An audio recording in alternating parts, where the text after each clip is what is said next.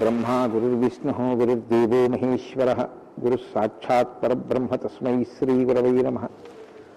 व्यासाय विष्णुरूपाय व्यासरूपाय विष्णवे नमो वै ब्रह्मनिधये वासिष्ठाय नमो नमः। कूजन्तं राम रामेति मधुरं मधुराक्षरम् आरुह्य कविताशाखां वन्दे वाल्मीकिकोकिलम्। श्रुतिस्मृतिपुराणानाम् आलयं करुणालयं नमामि भगवत्पादशङ्करं लोकशङ्करम्।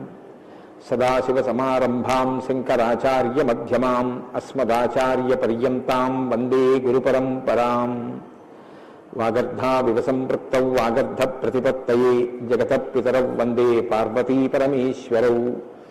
सूक्तिं समग्रयति न स्वयमेव लक्ष्मीः श्रीरङ्गराजमहिषी मधुरैः कटाक्षैः। वैदग्ध्यवर्णकुनकुम्भनगौरवैर्यां कण्डूलकर्णकुहराः कवयोधयन्ति। हैमोद्भपुण्ड्रमजहन्मकुटं सुनासं मन्दस्मितं मकरकुण्डलचारुगण्डं बिम्बाधरं बहुलदीर्घकृपाकटाक्षं श्रीवेङ्कटेशमुखमात्मनि सन्निधत्ताम्। मनोजवं मरुततुल्यवेगं जितेन्द्रियं बुद्धिमतां वरिष्ठं वातात्मजं वनरयूथमुख्यं श्रीरामदूतं शिरसा नमामि। जयत्यति बलो रामो लक्ष्मणश्च महाबलः राजारीति सुग्रीवो राघवेणाभिपालितः। दासोऽहं कौसलेन्द्रस्य रामस्याक्लिष्टकर्मणः हनुमान् शत्रुसैन्यानां निहन्ता मारुतात्मजः। नरावलसहस्रं मे युद्धे प्रतिफलं भवेत् शिलाभिस्तु प्रहरतः पावकैश्च सहस्रशः। अर्पयित्वा पुरीं लङ्काम् अभिवज्यत मैथिलीं समृद्धार्धो गमिष्यामि विशतां सर्वरक्षसां।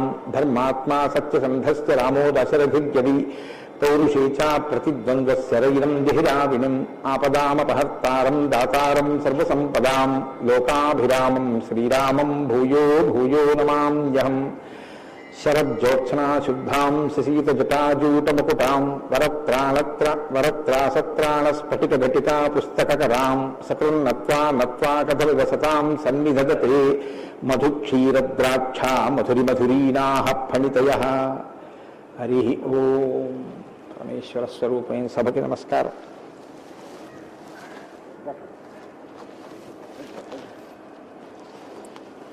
శంకర భగవత్పాదుల చేత ప్రతిష్ఠించబడినటువంటి భారతదేశం నాలుగు మూలలా ఉన్నటువంటి 4 పీఠాలలో సార్వభౌమ పీఠంగా పరిగణింపబడినటువంటి దక్షిణ భారతదేశంలోని శృంగగిరి పీఠానికి ఆధ్వర్యం వహిస్తున్న పూజ్యపాదులు శ్రీ శ్రీ శ్రీ భారతీ తీర్థస్వామి వారి యొక్క దివ్యమైనటువంటి సందేశంతో ప్రారంభమై వారి యొక్క అనుగ్రహ ఆశీస్సులతో ప్రారంభమైన ఈ శ్రీరామాయణ యజ్ఞ కార్యక్రమంలో 42 రోజుల పాటు 7 రోజులు ఒక కాండ చప్పున 6 కాండలు 6 ఏళ్ళు 42 రోజులలో పూర్తి చేసి చిట్ట చివర పట్టాభిషేకం వరకు శ్రీరామాయణాన్ని సంపూర్ణంగా ప్రవచనం చేసేటటువంటి భాగ్యం నాకు కలగడం పరమేశ్వరుని యొక్క నిర్హేతుక కృపాకటాక్ష వీక్షణంగా భావన చేస్తున్నాను. శ్రీరామాయణం నిజంగా శ్రీరామాయణం. ఎందుచేత నేను ఈ మాట అంటున్నానంటే ఇప్పుడే మీరు పీఠాధిపతుల యొక్క అనుగ్రహ భాషణంలో విన్నారు. వేదవేద్యే పరే పుంసి జాతే దశరథాత్మజే వేద ప్రచేత సాదాసీత్ సాక్షాత్ రామాయణాత్మన అంటారు. అందులో ఎంత గొప్ప మాట అన్నారంటే వేదవేద్యే పరే పుంసి, వేదము చేత ప్రతిపాదింపబడినవాడు, వేదము చేత తెలియబడేటటువంటి వాడు, వేదము ప్రమాణముగా ధర్మానుష్ఠానము చేసి మానవ జన్మ తరింప చేసుకుని భగవంతుని యొక్క అనుభవాన్ని మనం పొందడానికి వీలైనటువంటి స్థితిని కలిగి ఉన్నవాడైనటువంటి పరమేశ్వరుడు రామచంద్రమూర్తిగా ఈ భూమండలం మీద అవతరించి 11,000 సంవత్సరములు కరచరణాదులతో నడయాడాడు. రాముడు వేదము చేత ప్రతిపాదింపబడినటువంటి పరమేశ్వర స్వరూపం. ఆ భగవంతుడే రాముడిగా వచ్చాడు. భగవంతుణ్ణి ప్రతిపాదించేటటువంటి వేదం వాల్మీకి మహర్షి నోటి వెంట శ్రీరామాయణంగా వచ్చింది. అందుకే శ్రీరామాయణానికి వేదోపబృంహణము అని పేరు. వేదమే రామాయణం. వేదం దేన్ని ప్రతిపాదిస్తుంది? ప్రధానంగా వేదమంతా ధర్మమే ప్రతిపాదన చేస్తుంది. ధర్మం అంటే ఏమిటి? ధ్రియతేవా జనైరితి ధర్మం అని అమరకోశం. ధర్మం అంటే తెలుసుకోవడం ధర్మంలో ఒక భాగం. కేవలం తెలుసుకోవడం ధర్మం కాదు. తెలుసుకున్నాడు, అనుష్ఠించాడు, అప్పుడు ధర్మమా అంటే ధర్మం కాదు. మీరు శ్రీరామాయణాన్ని జాగ్రత్తగా పరిశీలన చేస్తే రాముడికి ఎన్ని తెలుసో ఎంత తెలుసో, రావణుడికి అన్ని తెలుసు అంతా తెలుసు. కానీ రాముడి ముందు రావణుడు ఎందుకు నిలబడలేకపోయాడు? ఒక్కటే కారణం, తాను తెలుసుకున్నది తాను విన్నది అనుష్ఠించాడు రామచంద్రమూర్తి. తాను విన్నది తాను తెలుసుకున్నది తన సౌకర్యానికి అనుగుణంగా మార్చుకుని దబాయించి బ్రతికే ప్రయత్నం చేస్తాడు రావణాసురుడు. ధర్మాన్ని మీరు తెలుసుకోవడం ప్రధానం ఎంతో, దాన్ని అనుష్ఠించడం కూడా అంతే అవసరం. అనుష్ఠానానికి పనికిరానటువంటి ధర్మం ఉపయోగం లేనిదవుతుంది. ఇంట్లో కర్ర ఉంది, వీధిలో కుక్క ఉంది. కుక్క మీ మీద పడడానికి ఉద్యుక్తమవుతున్న సమయంలో మీ ఇంట్లో కర్ర ఉంది కదా అని మీ మీద పడ్డం మానదు. మీ చేతిలో కర్ర ఉంటే కుక్క మీ మీద పడకుండా ఉంటుంది. ధర్మో రక్షతి రక్షిత అన్న మాటకు అర్థం ఏంటంటే, మీరు ధర్మాన్ని అనుష్ఠిస్తే మిమ్మల్ని ధర్మం కాపాడుతుంది. ధర్మం విషయంలో తెలుసుకోవలసినటువంటి అత్యంత ముఖ్యమైన విషయం ఒకటి ఉంటుంది. ధర్మం ఇలా అనుష్ఠిస్తే అలా వెంటనే ఫలితం ఇవ్వాలని ఎక్కడ ఉండదు, ఒకచో అలా ఉండొచ్చు. ధర్మం ఎటువంటిదంటే, పంట పండడం కోసమని చెప్పి వ్యవసాయదారుడు భూమిని దున్నడం మొదలు పెడతాడు. భూమిని దున్నగానే పంట పండుతుందా? భూమిని దున్నిన తరువాత వర్షం పడే వరకు ఎదురు చూడాలి. వర్షం పడితే పంట పండుతుందా? విత్తనాలు వేయాలి. విత్తనాలు వేస్తే పంట పండుతుందా? మొలకలెత్తాలి. మొలకలెత్తినంత మాత్రాన పంట పండుతుందా? దానికి చీడ పీడ పట్టకుండా సస్యరక్షణ చేసుకోవాలి. 6 గాలము శ్రమిస్తే చిట్ట చివర ఆ పంట బాగా చేతికొచ్చి ఫలసాయాన్ని ఇస్తుంది. అప్పుడు కోత కోసి తెచ్చి పొలం గట్టున వేసి బస్తాలకెత్తి ఇంటికి తీసుకెళ్లి దాచుకునే పర్యంతము పండిన పంట మీ చేతికి వచ్చింది అని నమ్మకంగా చెప్పడం సాధ్యం కాదు. ధర్మం కూడా అంతే. ఇవాళ మీరు ధర్మం చేశారు అని వెంటనే ఫలితం ఇవ్వదు. అధర్మం కూడా అంతే. మీరు ఇవాళ అధర్మం చేశారు అని వెంటనే ఫలితం ఇవ్వదు. లోకంలో మీరు చూస్తూ ఉంటారు, ఒక్కొక్కడు చాలా పాపాచరణముతో ఉంటాడు, ఈశ్వరుని యందు భక్తి ఉండదు, శాస్త్రం ఏది వద్దందో అది చేస్తూ ఉంటాడు, కానీ సర్వసుఖములను అనుభవిస్తూ ఉంటాడు. మనకేమనిపిస్తుందంటే, ఆయన ఈశ్వరుణ్ణి ధిక్కరించాడు కదా, ఆయన ఏం ధర్మం పాటించట్లేదు కదా, ఆయన ఏం వేద ప్రమాణాన్ని అంగీకరించట్లేదు కదా, ఆయన సంతోషంగా సుఖంగా ఉన్నాడు. అన్నీ విని అన్నీ నమ్మి అన్నీ విశ్వసించి వేదమును ప్రమాణముగా స్వీకరించి ధర్మమును అనుష్ఠించినటువంటి నేను కష్టాలు పడుతున్నాను. ఏమిటి ఉపయోగం ఈ ధర్మం పట్టుకుంటే అనిపిస్తుంది. ధర్మం పట్టుకోవడం ఎటువంటిది అంటే, పంట పండడం కోసమని పొలం దున్నడం లాంటిది. పొలం దున్ని కష్టపడిన వాడికి పంట ఎప్పటికైనా చేతికొచ్చినట్టే. ధర్మాన్ని అనుష్ఠించిన వాడికి కూడా ధర్మం కాపాడి తీరుతుంది. అధర్మం ఇంటికి అంటుకున్నటువంటి చిన్న మంట లాంటిది.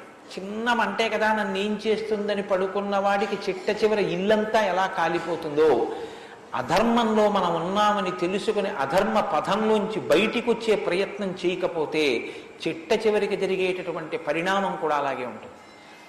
కాంచన లంక ఉంది, అంత బలగం ఉంది, అంత గొప్ప సుఖాలు అనుభవించాడు, 10 తలకాయలు ఉన్నాయి, గొప్ప తపస్సు ఉంది, ఈశ్వరుడి యొక్క అనుగ్రహాన్ని పొందాడు, పరమేశ్వరుణ్ణి సాకారంగా దర్శనం చేశాడు, పుష్పక విమానం ఎక్కి ప్రపంచమంతా తిరిగాడు.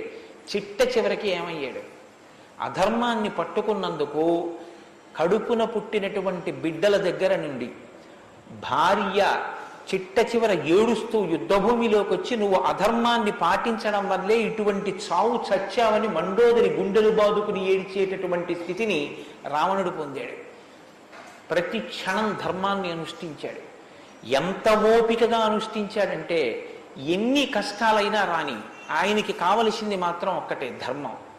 ధర్మమా సుఖమా, ధర్మమా కష్టమా, ధర్మమా ప్రయోజనమా, ధర్మమా అడ్డదారా, ధర్మమా కోరిక తీరడమా, మీరు పక్కన ఏవి పెట్టి చూడండి, శ్రీరామచంద్రమూర్తి జీవితం అంతా ఒకటి, ధర్మమే. వాళ్ళన్నాడు, సుగ్రీవుడితో ఎందుకు స్నేహం చేశావు? నాతో స్నేహం చేస్తే రావణాసురుణ్ణి నిగ్రహించి నీ భార్యని వెంటనే ఇప్పిద్దును, ఎందుకు సుగ్రీవుడితో స్నేహం చేశావని అడిగాడు. నాకు కావలసింది ధర్మం. అధర్మాన్ని పాటించేటటువంటి నీతోటి స్నేహం వల్ల నా భార్యని తెచ్చుకోవడం నాకు అక్కర్లేదు, అందుకు నిన్ను నిగ్రహించానన్నాడు. తండ్రి మరణించాడు, చెక్కు చెదరలేదు. భార్యను అపహరించారు, చెక్కు చెదరలేదు. రాజ్యం పోయింది, చెక్కు చెదరలేదు. జటాయువు మరణించాడు, చెక్కు చెదరలేదు. ఇలా కాదన్నయ్య, ఈ మార్గాన్ని విడిచిపెట్టి ఇలా వెళ్ళన్నాడు. తోడ పుట్టినటువంటి లక్ష్మణమూర్తి నాకు వద్దన్నాడు. కన్న తల్లి కౌసల్య అంది, నీ తండ్రి ఇటువంటి దురాత్ముడు కాబట్టి నన్ను కూడా నీతో తీసుకెళ్ళండి. వద్దమ్మా, ధర్మం ప్రధానం అన్నాడు. ఎన్ని పర్యాయాలు ఆయన మాట్లాడితే ధర్మం ధర్మం ధర్మం. అయితే ఇక్కడ మీరు ఒక మాట గమనించవలసి ఉంటుంది. ధర్మం అంటే ఏది ధర్మం? కోటేశ్వరరావు గారు చెప్తే ధర్మం అవుతుందా? లేకపోతే ఎవరో నేను ఇది చెప్తానండి ఇది ధర్మం అంటే అవుతుందా? మనం చెప్తే ధర్మం అవదు, వేదం చెప్తే ధర్మం అవుతుంది. వేదం ఏది చెప్పిందో అది ధర్మం. వేదమునకు వ్యతిరేకముగా చెప్పనటువంటి స్మృతి చెప్పినది ధర్మం. వేదమునకు వ్యతిరేకంగా చెప్పని స్మృతి చెప్పిన మాట పాటించిన వాడిది ధర్మం. ఆ ధర్మం ఎవడు పట్టుకుంటాడో వాడే శ్రీరాముడు. ఆ ధర్మాన్ని ఎవడు పట్టుకుంటాడో వాడు అంతిమంగా పొందేది ఏదంటే విజయమే. 11,000 సంవత్సరములు ఈ భూమండలాన్ని పరిపాలించినటువంటి రామచంద్రమూర్తి పడనటువంటి కష్టం లేదు. ఇన్ని కష్టాలు పడుతున్నా ఆయన ఇతరులకు సుఖాన్ని ఇచ్చాడు, ఇతరులకు ఆనందం ఇచ్చాడు, ఇతరులకు సంతోషం ఇచ్చాడు తప్ప నేనింత కష్టంలో ఉన్నాను మీరు ఎందుకు నవ్వాలని ఆయన ఎన్నడూ అడగలేదు. అందుకే రాముడు యోగి అన్నారు పెద్దలు. యోగి అంటే పైన ఎన్ని కష్టాలైనా రావచ్చు, కానీ లోపల మాత్రం తాను నిర్వికారంగా ఉంటాడు. అందుకే పుట్టినది కూడా నవమి తిథి నాడు పుట్టాడు మహానుభావుడు. 9 అంకెకున్న గొప్పతనం చూడండి. మీరు ఎంత పెట్టి 9ని హెచ్చ వేయండి మళ్ళీ 9గా మారుతూ ఉంటుంది. 9 ఒకట్ల 9, 9 2 18, 8 1 9, 9 3 27, 7 2 9, 9 4 36, 6 3 9, 9 5 45, 5 4 9. ఏం చేసినా మళ్ళీ 9 అవుతూ ఉంటుంది. ఎన్ని కష్టాలు బయట రానివ్వండి, ఎన్ని వైక్లభ్యాలు కలగనివ్వండి, లోపల మాత్రం రాముడు ఎప్పుడు ధర్మాన్నే పట్టుకొని ఉంటాడు. ధర్మాన్ని పట్టుకోవడం అంటే రాముడు రామాయణంలో మాట్లాడింది మీరు గమనించాలి. ఎప్పుడైనా రామాయణం చదవడం, రామాయణం వినడం అంటే ఒక్క పర్యాయం అని మీరు అనుకోకండి. రామాయణాన్ని బహుకోణాలలో చదవండి. రాముడు మాట్లాడితే అని రామాయణం చదవండి ఒకసారి. రాముడు ఎప్పుడు నేను ఇలా చెప్తాను అని అనడు. రాముడు ఎప్పుడు చెప్పినా ఎలా చెప్తాడంటే ఋషులు ఇలా చెప్పారంటాడు, పెద్దలు ఇలా చెప్పారంటాడు, శాస్త్రం ఇలా చెప్పిందంటాడు తప్ప నేను ఇలా చెప్తానన్నాడు రాముడు. తన నిర్ణయం కాదు, తాను ఏది చెప్పాలో కాదు, శాస్త్రం ఏం చెప్పిందో చెప్తాడు, ఋషులు ఏం చెప్పారో చెప్తాడు, పెద్దలు ఏం చెప్పారో చెప్తాడు, తాను ఎందుకు ధర్మాన్ని అనుష్ఠిస్తున్నానో చెప్తాడు. తన జీవితాన్ని ఆదర్శవంతంగా తీసుకొచ్చి మనుష్య జాతికంతటికి ఫలంగా అందించాడు. అటువంటి ధర్మాత్ముడైనటువంటి రామచంద్రమూర్తి మనుష్యుడిగా అవతారాన్ని స్వీకరించి ఉండకపోతే అసలు మనుష్యుని యొక్క జన్మ ప్రయోజనం ఇంత గొప్పవాడా మనిషి అన్న విషయమే లోకానికి అర్థమయ్యుండేది కాదు. ఎందుకంటే మీరు ఒక విషయాన్ని జాగ్రత్తగా గమనించండి. రామావతార స్వీకారానికి ముందరే రామనామం లోకంలో ఉంది. రామావతారానికి ముందు రామనామం లేకపోతే వాల్మీకి మహర్షికి రామనామాన్ని ఎలాగా ఉపదేశం చేశారు ఋషులు? ఆయనకి ఉపదేశం చేసిన తరువాత కదా రామచంద్రమూర్తి అవతారం వచ్చింది. ఆయన వాల్మీకిగా మారిన తరువాత కదా రాముడు పుట్టింది. కాబట్టి రామ అన్న నామం సాక్షాత్తు ఈశ్వరుడి యొక్క నామం. అది రమయతీతి రామ, లోకులనందరినీ రమింపచేసేటటువంటి నామం. అంతటి మహోత్కృష్టమైనటువంటి శీల సంపద కలిగినటువంటి వాడు రామచంద్రమూర్తి. అందుకే రామాయణాన్ని, రామచంద్రమూర్తిని ఎంతకాలం మనుష్య జాతి ఆరాధన చేస్తుందో అంతకాలం మానవత్వం బ్రతికుంటుంది. ఏనాడు రామచంద్రమూర్తిని మర్చిపోతామో, ఏనాడు రామాయణం మనకు అక్కర్లేదని అంటామో, ఆనాడు మనిషిగా కనపడుతున్న మనుష్యత్వం చచ్చిపోతుంది, మానవత్వం చచ్చిపోతుంది, నరత్వం చచ్చిపోతుంది. అది పోయిన నాడు నరజన్మ యొక్క ప్రయోజనమే పోతుంది. అందుకే మీరు చూడండి, విష్ణువు దశావతారములను స్వీకరించారు. వేదోద్ధారణ, మందరాభరణ, పృథ్వీధర్మ నిర్మాణ, ప్రహ్లాదత్రాణ, బలిప్రతారణ, నృపాహంకార నిర్వాపన, వైదేహీరమణ, ధనంజయ జయ వ్యాపార పారీణ, క్షోణీ దివ్యత్కరుణ, తమోహరణ, తండ్రి వెంకటేశ ప్రభో.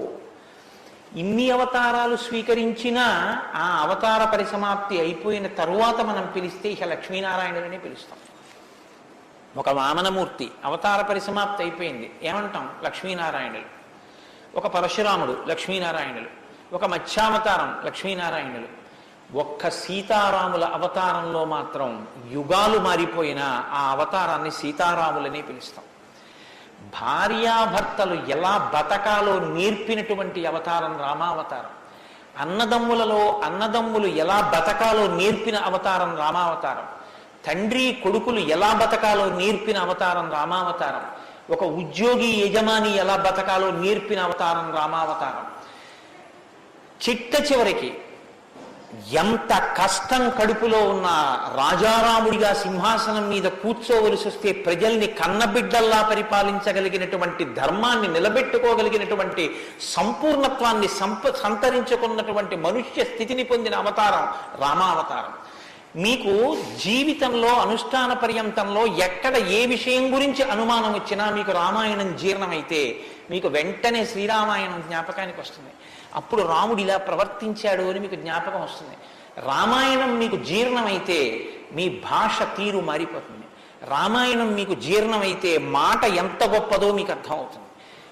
నేను అందుకే మీకు మనవి చేశాను, రామాయణాన్ని రామాయణంగా చదవకండి అని.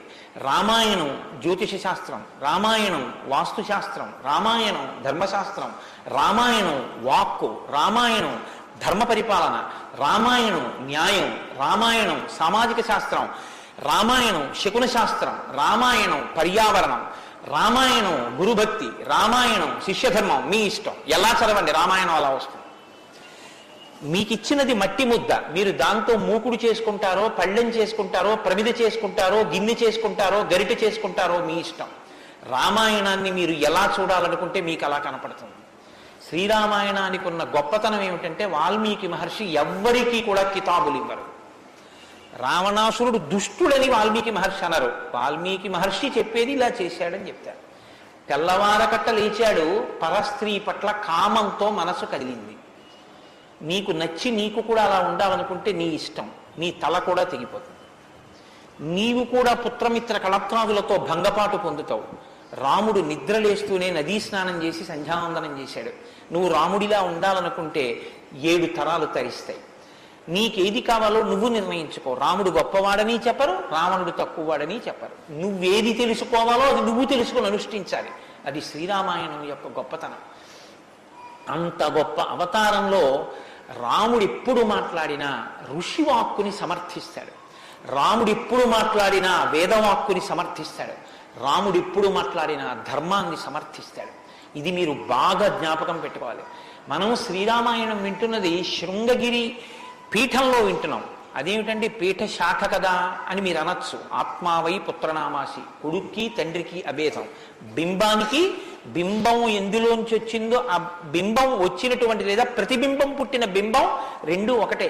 అద్దం ముందు నిలబడితే నా ప్రతిబింబం కనబడితే ఆ ప్రతిబింబం బొట్టు పెట్టుకోలేదు అనుకోండి, దిక్కుమాలిన ప్రతిబింబమా బొట్టు పెట్టుకోవద్దా, తప్పు కదా అని ప్రతిబింబానికి బొట్టు పెడితే నాకు బొట్టు వస్తుందా?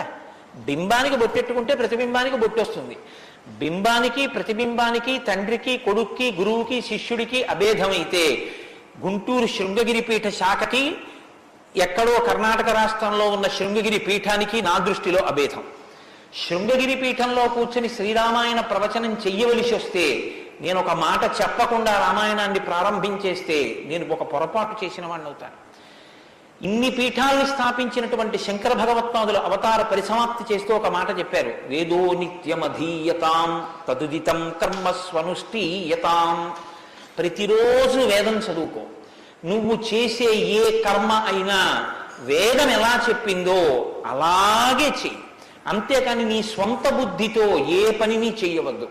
వేదో నిత్యమధీయతాం తదుదితం స్వకర్మస్వనుష్ఠీయతాం దుస్తర్కాస్తు విరమ్యతాం. ఈశ్వరుడు నోరిచ్చాడు కదా అని నీ చిత్తం వచ్చినట్టుగా వాదనలు చేయవద్దు. నువ్వు ఏది మాట్లాడినా శృతిశిరపక్షస్వనుష్ఠీయతాం. ఉపనిషత్తులు ఏం చెప్పాయో వేదం ఏం చెప్పిందో దాన్ని సమర్థించడానికి నీ వాగ్బలాన్ని ఉపయోగించు.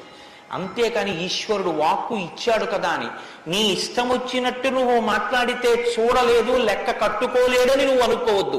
లెక్క కట్టేవాడు ఒకడున్నాడు. మీరు చూడండి, 84 లక్షల జీవరాశులు ఈ ప్రపంచంలో ఉన్నాయి. 84 లక్షల జీవరాశుల్లో 83,99,999 జీవరాశులకు వాక్కు లేదు. ఒక్క నరజన్మకే వాక్ ఉంది. మళ్ళీ ఈ నరజన్మలో కొంతమంది మాత్రమే ఆ మాట చెప్పగలరు. కొంతమంది నరులుగా జన్మించిన నోరు విప్పి రామా అని గట్టిగా అనరా అంటే రామా అని అనలేరు. అది వారి దురదృష్టం. కానీ మనం భగవన్నామమును పలకగలం.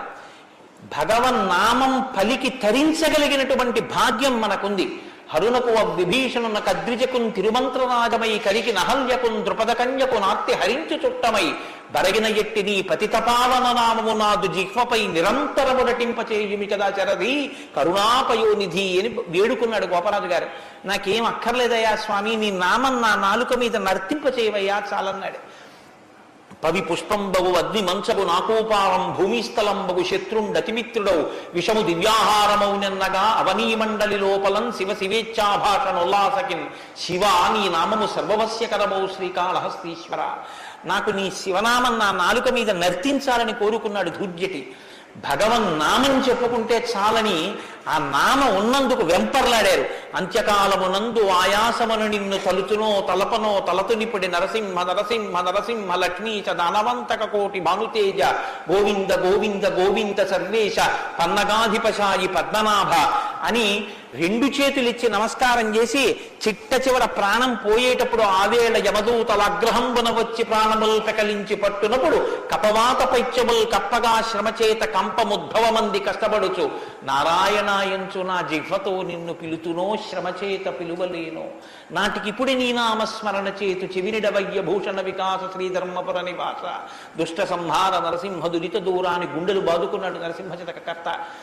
ఆ భగవన్నామం పలికేటటువంటి భాగ్యం ఉన్న ఏకైక ప్రాణి సృష్టిలో కేవలం మనుష్యుడే. అటువంటి మనుష్యుడికి ఇచ్చినటువంటి అదనపు వరం భగవత్ కథాశ్రవణం. ఈశ్వర కథ వినగలడు. ఆ ఈశ్వర కథ వింటేనే సమస్త సంసార భ్రమణ పరితాపోపశమనం అంటారు శంకర భగవత్పాదులు. గలంతి శంభోత్పచ్చరిత చరిత కిల్బిషరజో దళంతి ధీకుల్యాశ్వరతి పతంతి విజయతాం దిశంతి సంసార భ్రమణ పరితాపోపశమనం వసంతి మచ్చేతో హృదవు విశివానందలహరి అంటారు. సంసార భ్రమణ పరితాపోపశమన కారణమైనటువంటి భగవంతుని యొక్క కథాశ్రవణము చేసి నోటితో జుర్రుకున్నటువంటి పదార్థాలు సప్త ధాతువులతో నిర్మింపబడిన ఈ దేహాన్ని పోషిస్తే భగవంతుని యొక్క కథని చెవులతో జుర్రుకున్నటువంటి వాడు మళ్ళీ పుట్టవలసిన అవసరం లేకుండా పునరపి జననం పునరపి మరణం పునరపి జనని జఠరే చయనం ఇహ సంసారే బహుదుస్తారే కృపయాపారే పాహి మురారే అని ఆ భగవన్నామామృతాన్ని చెవులలోంచి లోపలికి జుర్రుకున్నటువంటి వాడు పునరావృత్తి రహిత శాశ్వత శివ సాయుధ్య స్థితిని పొందగలుగుతున్నాడు. ఇటువంటి భాగ్యం కలిగినటువంటి ప్రాణి మనుష్యుడు. ఆ మనుష్యుని యొక్క జీవితం ఎంత గొప్పదో, అసలు నరుడంతే ఎంత గొప్పవాడో నిరూపించినటువంటి అవతారం మనుష్య జన్మ అంటే అంత చులకనగా చూడబడినటువంటి రోజుల్లో నరుడంటే ఎంత గొప్పవాడో నిరూపించి చూపించాడు. అందుకే ఆయన అవతార పరిసమాప్తి చెయ్యాలి అంటే రావణ సంహారం చేసేసి అవతార పరిసమాప్తి చేసేయచ్చు. కానీ ఆయన అలా చేయలేదు, ప్రతిజ్ఞ చేశారు. దశవర్ష సహస్రాన్ని దశవర్ష శతానిచ, నేను 11,000 సంవత్సరములు ఈ భూమండలం మీద నడుస్తానన్నారు.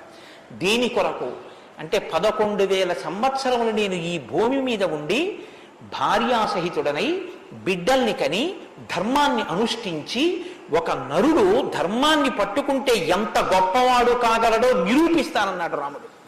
అటువంటి నరుడి కథ అయినటువంటి రామకథ వినకపోతే, రాముడికి కృతజ్ఞతలు ఆవిష్కరించకపోతే, మనసార రామనామం చెప్పకపోతే, రామచంద్రమూర్తికి నమస్కరించకపోతే ఆ జన్మ వృధా అయిపోయినటువంటి జన్మ. అంతటి మహాత్ముడు రామచంద్రమూర్తి. కాబట్టి వేదవేద్యే పరే పుంసీ జాతే దశరథాత్మజే వేద ప్రచేతసాదాసీత్ సాక్షాత్ రామాయణాత్మన. వేదము వేదోపబృంహణమై రామకథగా భూలోకంలో వచ్చింది.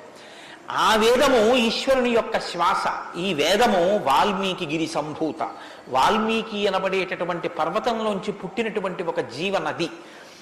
వేదము మనం వెళ్ళి స్నానం చెయ్యాలి, మనం వెళ్ళి దర్శనం చెయ్యాలి. రామాయణము ప్రవహించి ఇంటింటి ముందు నుంచి వెళ్ళిపోయినటువంటి గంగ లాంటిది. దక్షిణామూర్తి వేదం, శంకరాచార్యుల వారు రామాయణం. దక్షిణామూర్తి ఎక్కడో ఒక్క చోట కూర్చుని ఉంటారు. సనక సనందనాదులు కూడా ఆయన కూర్చున్న చోటికే వెళ్ళి నమస్కారం చేసి జ్ఞానోపలబ్ధి పొందాలి. శంకరాచార్యుల వారు అలా కాదు. శంభోర్మూర్తిశ్చరతి భువనే శంకరాచార్య రూప. ఆ దక్షిణామూర్తి మౌనం విడిచిపెట్టి ఆసేత హిమాచల పర్యంతం పాదచారి అయి 3 పర్యాయములు పర్యటించి వేద విరుద్ధమైన వాదనలు ఖండించి మళ్లీ వేద విరుద్ధమైన వాదనలు ఈ భారతదేశంలోకి ప్రవేశించకుండా కాపు పెట్టాలన్న ఉద్దేశ్యంతో తూర్పున జగన్నాథ్లో గోవర్ధన పీఠమో, పడమర ద్వారకలో కాళికాపీఠమో, ఉత్తరమున బద్రికాశ్రమములో జ్యోతిపీఠము, దక్షిణమున శృంగగిరిలో శారదాపీఠము, 4 చోట్ల 4 పీఠములను కాపు పెట్టి గురు పరంపర నిరంతరము కొనసాగేటట్టుగా మనని అనుగ్రహించి వేద విరుద్ధమైన వాదనలు భారతదేశంలో ప్రవేశించకుండా రక్షించినటువంటి మహాపురుషుడైనటువంటి శంకర భగవత్పాదులు తానే ఆసేతు హిమాచలం పర్యటించి ప్రతి ఇంటి ముందుకొచ్చి జ్ఞానబోధ చేసినట్టు రామాయణం అనేటటువంటి గంగ వాల్మీకి గిరిశంభూతయ్యి వాడలా ప్రవహించింది. రామకథ రామనామం తెలియనివాడు లోకంలో ఉండడు.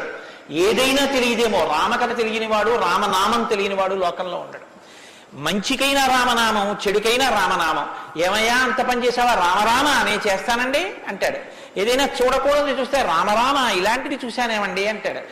ఏదైనా మంచి జరిగితే రామరామ ఎంత మంచి మాట విన్నాను ఇవ్వాలంటాడు. భారతీయ సంస్కృతిలో రామనామం మమేకమైపోయింది. అటువంటి రామాయణం, అటువంటి రామనామం ధర్మానికి ఆలవాలం. ధర్మాన్ని వ్యతిరేకించడం కన్నా ఘోరమైన పాపం లోకంలో ఇంకోటి ఉండదు. ఇవాల్టి రోజున రామాయణం యొక్క ఆవశ్యకత మరీ ఎక్కువ. ఎందుచేతనో తెలుసా అండి? ఒకానొకప్పుడు ధర్మానికి వ్యతిరేకంగా మాట్లాడితేనే చాలా దోషం. అటువంటిది ఇవాళ ఏ స్థితి వచ్చేసిందంటే ధర్మాన్ని ధర్మము అని పేరు పెట్టి వ్యతిరేకంగా మాట్లాడితే బాగుండదని ధర్మానికి ఇంకొక పేరు పెట్టి వ్యతిరేకంగా మాట్లాడే రోజులు వచ్చాయి. ఒకడు ఆవుని చంపేయాలనుకున్నాడు. ఆవుని చంపేయండి అంటే మిగిలిన వాళ్ళు బుద్ధి ఉందా లేదా అంటారు. అందుకని ఆవుని ఇంకొక క్రూర మృగం పేరు పెట్టి పిలిచి చంపేయమన్నాడు వాడు. ఎంత గడుసరితనం చూడండి. ఈ పులిని చంపేయండి అన్నాడు. పులిని చంపేయండి అంటే చూడని వాడు ఏమనుకుంటాడు? పులిని చంపేస్తే తప్పేమిటి, వచ్చి ఓళ్ళ మీద పడిపోతుంది అనుకుంటాడు. అది పావుని చంపేయండి అన్నాడు. విన్నవాడు పావు అనుకున్నాడు, కనదు ఆవు. ఆవుని చూపించి పావుని చంపేయండి అన్నాడు. వాడికి తెలియదా ఇది ఆవు అని? తెలుసు. మరి ఆవుని చంపేయండి అని ఎందుకండా అంటే ఆవుని చంపేయండి అంటే ఆవుని చంపడం ఏమిట్రా అంటారని పావుని చంపేయండి అన్నాడు. తెలిసి ధర్మాన్ని ఆచరించకండి అంటే జనం తిరగబడతారని మూఢ విశ్వాసాల జోలికి వెళ్ళకండి అంటున్నాడు. పేరు మార్చారు కానీ వ్యవస్థని ధర్మానికి దూరం చేస్తున్నారు. ఆ స్థితి నుంచి మనం రక్షింపబడాలంటే మనకున్న ఆధారం ఒక్కటే, శ్రీరామాయణాన్ని వినాలి, శ్రీరామాయణాన్ని బాగా తెలుసుకోవాలి, శ్రీరామాయణాన్ని తరచి తరచి గమనించాలి. రామాయణం మనకి తెలుసున్న రామకథే కదా అనుకోకండి. నేను మీకు యథార్థం మనవి చేస్తున్నాను. మీరు రామాయణాన్ని ఎన్ని మాటలు చదవండి, ఎన్ని మాటలు వినండి, మీకు రామాయణం కొత్త కోణంలో ప్రకాశిస్తుంది, రామాయణం కొత్త కోణంలో భాషిస్తుంది. అంత గొప్ప రామాయణం.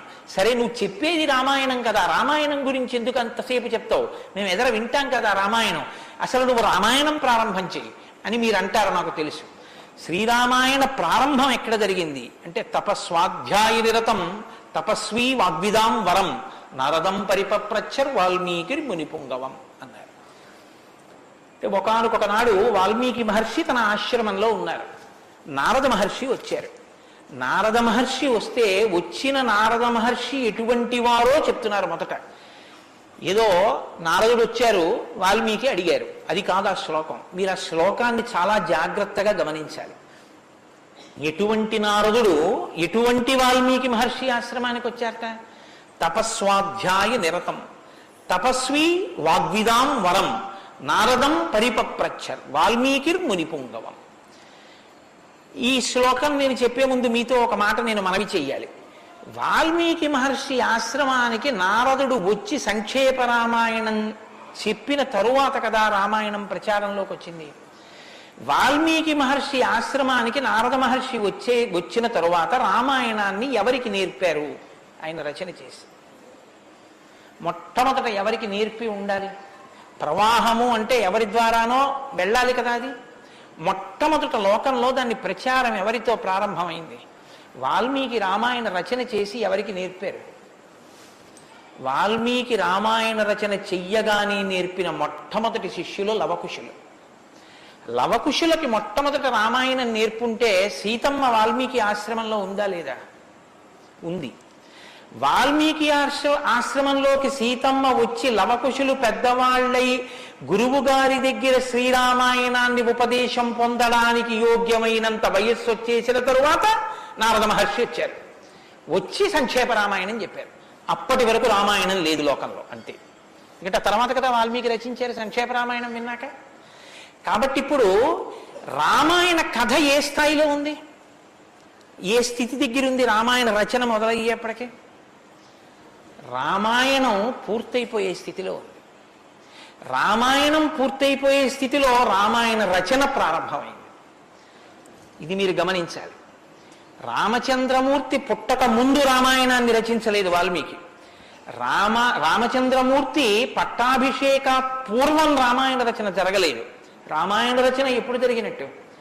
రామచంద్రమూర్తి పట్టాభిషేకం చేసుకుని సీతమ్మ తల్లిని అడవులలో విడిచిపెట్టి, అడవులలో ఉన్న సీతమ్మని వాల్మీకి మహర్షి తన కుటీరానికి తీసుకెళ్లి లవకుశులు జన్మించి వాళ్ళు పెరిగి పెద్దవాళ్ళై యోగ్యులై విద్యాభ్యాసం చేసి సంగీత విద్యలో మంచి నిష్ణాతులై వాల్మీకి మహర్షి రచించిన రామాయణాన్ని బోధ చేస్తే నేర్చుకుని లోకంలో ప్రచారం చెయ్యగలిగినంత వయస్సు వాళ్ళు వచ్చిన తరువాత నారద మహర్షి వచ్చారు అక్కడికి.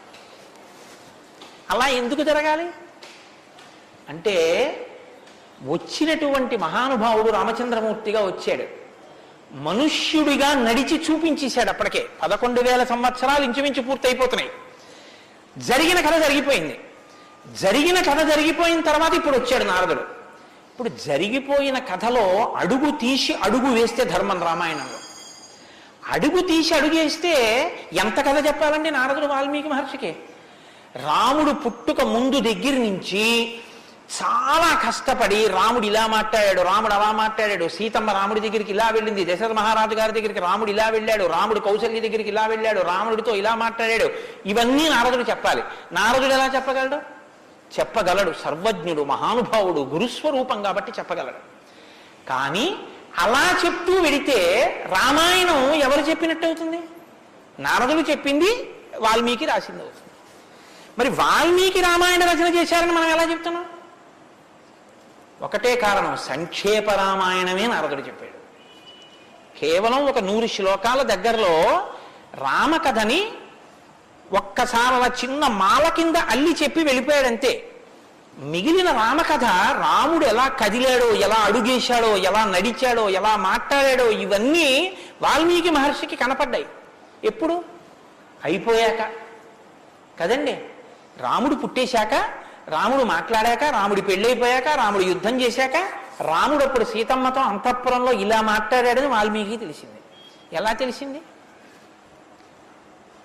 2 కారణాలతో తెలియాలి. రాముడు చెప్పాలి, 2 వాల్మీకి ఊహ చెయ్యాలి. రాముడు చెప్తే అన్నీ అలా ఏకాంతంలో తాను సీతమ్మతో మాట్లాడినవి కూడా చెప్తాడా? మర్యాదా పురుషోత్తముడైన వాడు. 2 ఊహ చేస్తే ఊహ నిజం కావాలని ఎక్కడుంది? అప్పుడు రామాయణం మీరు వేదోపబ్రహ్మణంగా ప్రమాణంగా ఎలా స్వీకరించి చెప్పుకుంటున్నారు ఇవాళకి? కాబట్టి ఆ రెండిటికి మధ్యలో ఏదో ఉండాలి మీరు నమ్మాలంటే కదా. ఇప్పుడు చెప్పండి, రామాయణం ఓ కొత్త కోణంలో మీరు వినవలసిన అవసరం ఉందా లేదా ప్రారంభంలోనే? కాబట్టి నారదుడు వచ్చాడు, వాల్మీకి చెప్పాడు, అంతే. వినకండి. ఎటువంటి నారదుడు వచ్చాడు, ఎటువంటి వాల్మీకి చెప్తున్నాడు, అసలు ఏ స్థితిలో ఉన్నారు ఇప్పుడు వాల్మీకి మహర్షి అంటే, సీతమ్మ తల్లి ఆయన ఆశ్రమంలో ఉంది. సీతమ్మ తల్లి ఊరట పొందడానికి కావలసిన వాతావరణం ఆశ్రమంలో ఉంది. ఆయన నిరంతరము కూడా తపస్వి అయి ఉన్నారు. తపస్వి అంటే కృచ్ఛచాంద్రాయణాది వ్రతములు చేసేటటువంటి వాడు. అంటే శుక్లపక్షంలో తిథులు పెరుగుతున్నప్పుడు ఒక్కొక్క ముద్ద పెంచుకుంటూ వెడతారు. పౌర్ణమికి పూర్తిగా భోజనం చేస్తారు. బహుళపక్షంలో ఒక్కొక్క ముద్ద తగ్గిస్తూ అమావాస్య వచ్చేటప్పటికి పూర్ణంగా ఆహారం విడిచిపెట్టేస్తారు. ఇలా విడిచిపెట్టి నిరంతరం వేదం చదువుకుంటూ వేదము చేత ప్రతిపాదింపబడిన పరమేశ్వర స్వరూపాన్ని ఇక్కడ అనుభవంలోకి తెచ్చుకునే ప్రయత్నం చేస్తారు. అహం బ్రహ్మాస్మి అంటే అది కదండి. శృంగగిరి పీఠానికి మహావాక్యం అహం బ్రహ్మాస్మి, నేనే ఈశ్వరుడును అన్న వాక్యాన్ని అనుభవపూర్వకం చేసుకోవాలి. దానికి వ్రతం అంతా కర్మాచరణం. ఇప్పుడు ఈ కర్మాచరణం అంతా చేసి తపిస్తున్న వాల్మీకి దేని కొరకు తపిస్తున్నారు? బ్రహ్మముగా తనను తాను తెలుసుకొనుట కొరకు ప్రయత్నిస్తున్నారు. ఇప్పుడు యోగ్యమైన కాలం సిద్ధించింది. యోగ్యమైన కాలం సిద్ధిస్తే ఉపదేశం చెయ్యడానికి రావలసిన వాడు ఎవరు రావాలి? గురువుగారు రావాలి. గురువు గారి కన్నా మంగళస్వరూపం లోకంలో ఉంటుందా? ఇంకుండదు. అన్నిటికన్నా మంగళస్వరూపం ఏది అంటే గురువుగారి. గురువు గారి కన్నా గొప్పవాడు, గురువు గారి కన్నా అధికుడు లోకంలో ఉండడు. నగురోరధికం నగురోరధికం నగురోరధికం ఇది శివశాసనత. గురువు కన్నా అధికుడి లోకంలో లేడు. మరి ఈశ్వరుడండి అని మీకు అనుమానం రావచ్చు. ఈశ్వరుడి కన్నా అధికుడు గురువే. ఎందువల్ల? అసలు గురువు లేకపోతే ఈశ్వరుడి యొక్క అస్తిత్వం ప్రకటనం కాదు. సరికదా? నేను మీకు ఒక మాటలో చెప్పాలంటే, శృంగగిరి పీఠాధిపత్యం వహించిన చంద్రశేఖర భారతీ స్వామి వారి దగ్గరికి ఒక వ్యక్తి వెళ్ళి అన్నాడు, నా దగ్గర ఒకటి కన్నా ఎక్కువ మంత్రాలు ఉపదేశం పొందినవి ఉన్నాయి. నేను ఒక మంత్రానికి ధ్యాన శ్లోకం చేసి మంత్రాన్ని అనుష్ఠిస్తుంటే ఇంకో మంత్రం యొక్క ధ్యాన శ్లోకంలో స్వరూపం కనపడుతోంది, నన్ను ఏం చేయమంటారని అడిగాడు. ఆయన అన్నారు, నీకు ఉపదేశం చేసినటువంటి గురువు గారి పాదాలు నీకు కనపడుతుంటాయా? అయ్యో నాకు చాలా ఇష్టం అండి, మా గురువు గారి పాదాలు నాకు బాగా జ్ఞాపకం. ఏ మంత్రం చేసినా గురువుగారి పాదాలే చూడన్నారు. అలా ఎలా కుదురుతుందండి అన్నాడు ఆయన. ఆ ధ్యాన శ్లోకంలో రూపం కదా చూడాలి. ఏ మంత్రం చేసినా గురువుగారి పాదాలు ఎలా చూస్తాం? ఏ గురుర్ బ్రహ్మ గురుర్ విష్ణు గురుర్దేవో మహేశ్వర, గురువే బ్రహ్మ గురువే విష్ణువు గురువే మహేశ్వరుడు. ఇక గురువు గారి పాదాలే ఆ దేవతలన్నీ. కాబట్టి గురువు గారి పాదాలు చూస్తూ నువ్వు ఏ మంత్రం చెప్పినా ఆ మంత్రం సిద్ధిస్తుంది. అయినప్పుడు ఇప్పుడు గురు దర్శనమే మంగళకరమైనటువంటి దర్శనం. నారదుని యొక్క దర్శనం, నారదుని యొక్క పేరెత్తడం కన్నా గొప్పతనం ఇంకోట్లేదు. కాబట్టి ఇప్పుడు రామాయణ ప్రారంభం దేనితో ప్రారంభమైంది? గురువు గారి దర్శనంతో ప్రారంభమైంది. నారద మహర్షి దర్శనం గురువు యొక్క దర్శనం. ఎవరికి? వాల్మీకి. రామాయణాన్ని నమ్ముకున్న జాతికి ప్రతినిధి. మనకే దర్శనంతో ప్రారంభమైంది? జగద్గురు దర్శనంతో మనకి ప్రారంభమైంది. కాబట్టి ఇప్పుడు ఎవరొచ్చారు? ఆ వచ్చినటువంటి వ్యక్తి సామాన్యమైనటువంటి వ్యక్తి రాలేదు, నారదుడు. ఆ వచ్చినటువంటి వారు మహానుభావుడై తపస్వాధ్యాయ నిరతం, నిరంతరము తపస్సు చేసేటటువంటి వారు. మీతో మాట మనవి చేశాను. తపస్సు అంటే ఈ వ్రతమును ఆచరిస్తూ నిత్య నైమిత్తిక కర్మలను వైక్లభ్యం లేకుండా అనుష్ఠించేటటువంటి వారు. నిత్యకర్మ అని ఒకటి ఉంటుంది, అది ఎప్పుడూ మానడానికి వీల్లేదు. సంధ్యావందనం ఉంది, ఎప్పుడూ మానకూడదు, ఎప్పుడూ చేయవలసిందే. నైమిత్తిక కర్మ ఉంది, ఒక్కొక్క తిథి నాడు ఒక్కొక్కటి చెయ్యవలసి ఉంటుంది. శ్రీరామ నవమి వచ్చిందనుకోండి, ఏం చెయ్యాలి? శ్రీరామనవమి నాడు ఉదయం నుంచి రాత్రి వరకు శ్రీరామ జయ రామ జయ జయ రామ అన్న 13 అక్షరాల మంత్రాన్ని రాత్రి వరకు చేసి, రాత్రి ప్రదక్షిణం చేసి, ఉపవాసం చేసి, మరునాడు ఉదయం ఎక్కడ మీరు ఈ మంత్రం చేశారో అక్కడికి వచ్చిన తరువాత శ్రీరామ పట్టాభిషేక సర్గ, శ్రీరామావతార సర్గ, ఈ 2 సర్గలు పారాయణ చేయాలి. ఈ 2 పారాయణ చేసి, మొన్న శ్రీరామనవమి నాడు మేము కాకినాడలో అయ్యప్ప స్వామి దేవాలయంలో చేశాం. అవి ఈ 2 సర్గలు పారాయణ చేసి, తదనంతరం ముందు పేదలకి అన్నదానం నారాయణ సేవగా చేసి, తరువాత తాను ఆహారం స్వీకరించాలి. అది శ్రీరామనవమి నాడు చేయవలసినటువంటి విధానం. దీన్ని నైమిత్తిక తిథి ఆచరణము అంటారు. ఒక్కొక్క తిథి ఒక్కొక్కలా చెయ్యాలి. నిత్యకర్మ చేస్తూ, నైమిత్తిక తిథులను చేస్తూ, కృత్యచ్రాంద్రాయణాది వ్రతములను చేస్తూ, ఎప్పుడూ వేదాన్ని అలా చదువుకుంటూ, వేదము చెప్పినటువంటి హృదయాన్ని, వేదము చెప్పినటువంటి మంత్రములలో ఉన్న సారమును అవగతం చేసుకుని బ్రహ్మమును అనుభవంలోకి తెచ్చుకునేటటువంటి ప్రయత్నం చెయ్యడానికి ఉపకరణంగా ఈ శరీరాన్ని వాడుకుంటున్నవారు. ఎంత తేడా ఉందో మీరు గమనించండి. మనం ఏం చేస్తామంటే, ఈ శరీరాన్ని పోషించి ఈ శరీరము వలన ఎన్ని సుఖములు పొందవచ్చో అన్ని సుఖములను పొందడానికి సాధనంగా దీన్ని వాడతాం. ఇది ఎందుకు అంటే, దీంతో అబ్బో ఎన్ని రుచులు చూస్తాడో, దీనికి ఎన్ని స్పర్శ సుఖాలు ఇస్తాడో, దీంతో ఎన్ని వినకూడనివి వింటాడో, దీంతో ఎన్ని పీల్చకూడనివి పీలుస్తాడో. వాళ్ళు ఏం చేస్తారంటే, దీన్ని సాధనంగా చేసుకుని దీన్ని ఎలా వాడుకోవాలో అలా వాడుకుంటూ దీన్ని అడ్డు పెట్టుకుని, దీని ద్వారా దేన్ని తెలుసుకున్న తర్వాత ఇది పడిపోయినా పర్వాలేదో అది తెలుసుకోవడానికి ఉపకరణంగా దీన్ని వాడుకుంటాడు. ఏమిటో నువ్వు అలా అన్నావు కానీ ఆ మాట ఏం స్పష్టంగా లేదని మీరు అంటారు, నాకు తెలుసు. భగవాన్ రమణుల మాటల్లో చెప్తే మీకు స్పష్టంగా అర్థమవుతుంది. ఇప్పుడు నేను అన్న మాటకి తెలుసుకోవలసినది తెలుసుకునేంత వరకు దీన్ని ఉపకరణంగా వాడుకోవడం అంటే ఏమిటని అడిగారు రమణ మహర్షిని. ఆయన అన్నారు, భోజనం చేశాక విస్తరావతల పారేయడం. విస్తరణ ఏం చేస్తారండి? బాదమాకులు తెచ్చి, చీపురు పుల్లలు తెచ్చి, సన్నగా చీల్చి, ముక్కలు చేసి, అన్నం తినేటప్పుడు ఊడిపోయి అన్నంలో కలిసిపోకుండా జాగ్రత్తగా కుట్టి, ఆకు తెచ్చి వేసుకుని, నీళ్లు జల్లి తుడిచి, పదార్థాలు వేసుకుని, అన్నం అంతా తిని ఉత్తరాపోసనం పట్టిన తర్వాత అప్పుడు తీసుకెళ్లి ఆకు మీద పెంటకుప్ప మీద పారేస్తారు. అంతేగాని ఆకు పుట్టింది ఎందుకు అంటే, ఆకు పుట్టింది ఎందుకు అంటే చివరి పెంటకుప్ప మీద పారేయడమేనండి, అది పారేస్తాం అంటారా? దేనికి వాడుకోవాలో దానికి జాగ్రత్తగా వాడుకుని ఆ ప్రయోజనం అయిపోయిన తరువాత పెంటకుప్ప మీద విస్తరాకుని పడేసినట్టు దీన్ని సాధనంగా చేసుకుని, దీనిలో ఉండి దీనితో తరించి, దీనిలో ఉండి దీని వలన బ్రహ్మం అంటే ఏమిటో తెలుసుకుని అనుభవంలోకి వచ్చిన తర్వాత ఇది పడిపోతున్నా, ఇది నేను కాదన్న సత్యం ఎరుకలోకి రావడం వల్ల దీని మీద భ్రాంతి లేకుండా ఇది పడిపోతున్నా సాక్షిగా చూసి, ఇది పడిపోయిన తర్వాత తాను ఒకటి ఏది మారని సత్యమో సత్యంగా నిలబడిపోవడాన్ని నిత్య నైమిత్తిక కర్మాచరణ చేత తాను పొందవలసిన స్థితిని పొందగలిగినటువంటి తపస్వాధ్యాయ నిరతుడు అని పిలుస్తారు. ఇప్పుడు నారదుడు అది అంటే ఇప్పుడు ఆయన సద్గురువు, మహానుభావుడై ఉన్నాడు. నారం దదాతి ఇది నారద, ఆయన జ్ఞానం ఇస్తాడు. కాబట్టి ఇప్పుడు తపస్వాధ్యాయ నిరతం అటువంటి వారు ఎక్కడికి వచ్చారు? వాగ్విదాం వరం. ఆయన ఇటువంటి వాడు. వాగ్విద, వాక్ అంటే వేదం, వాక్ అంటే బ్రహ్మం, విదుడు అంటే తెలుసుకున్నవాడు. విద్దన్న ధాతువులోంచే వేదము అన్న మాట వచ్చింది. ఏది తెలుసుకున్న తర్వాత ఇంకొకటి తెలుసుకోక్కర్లేదో అది వేదం.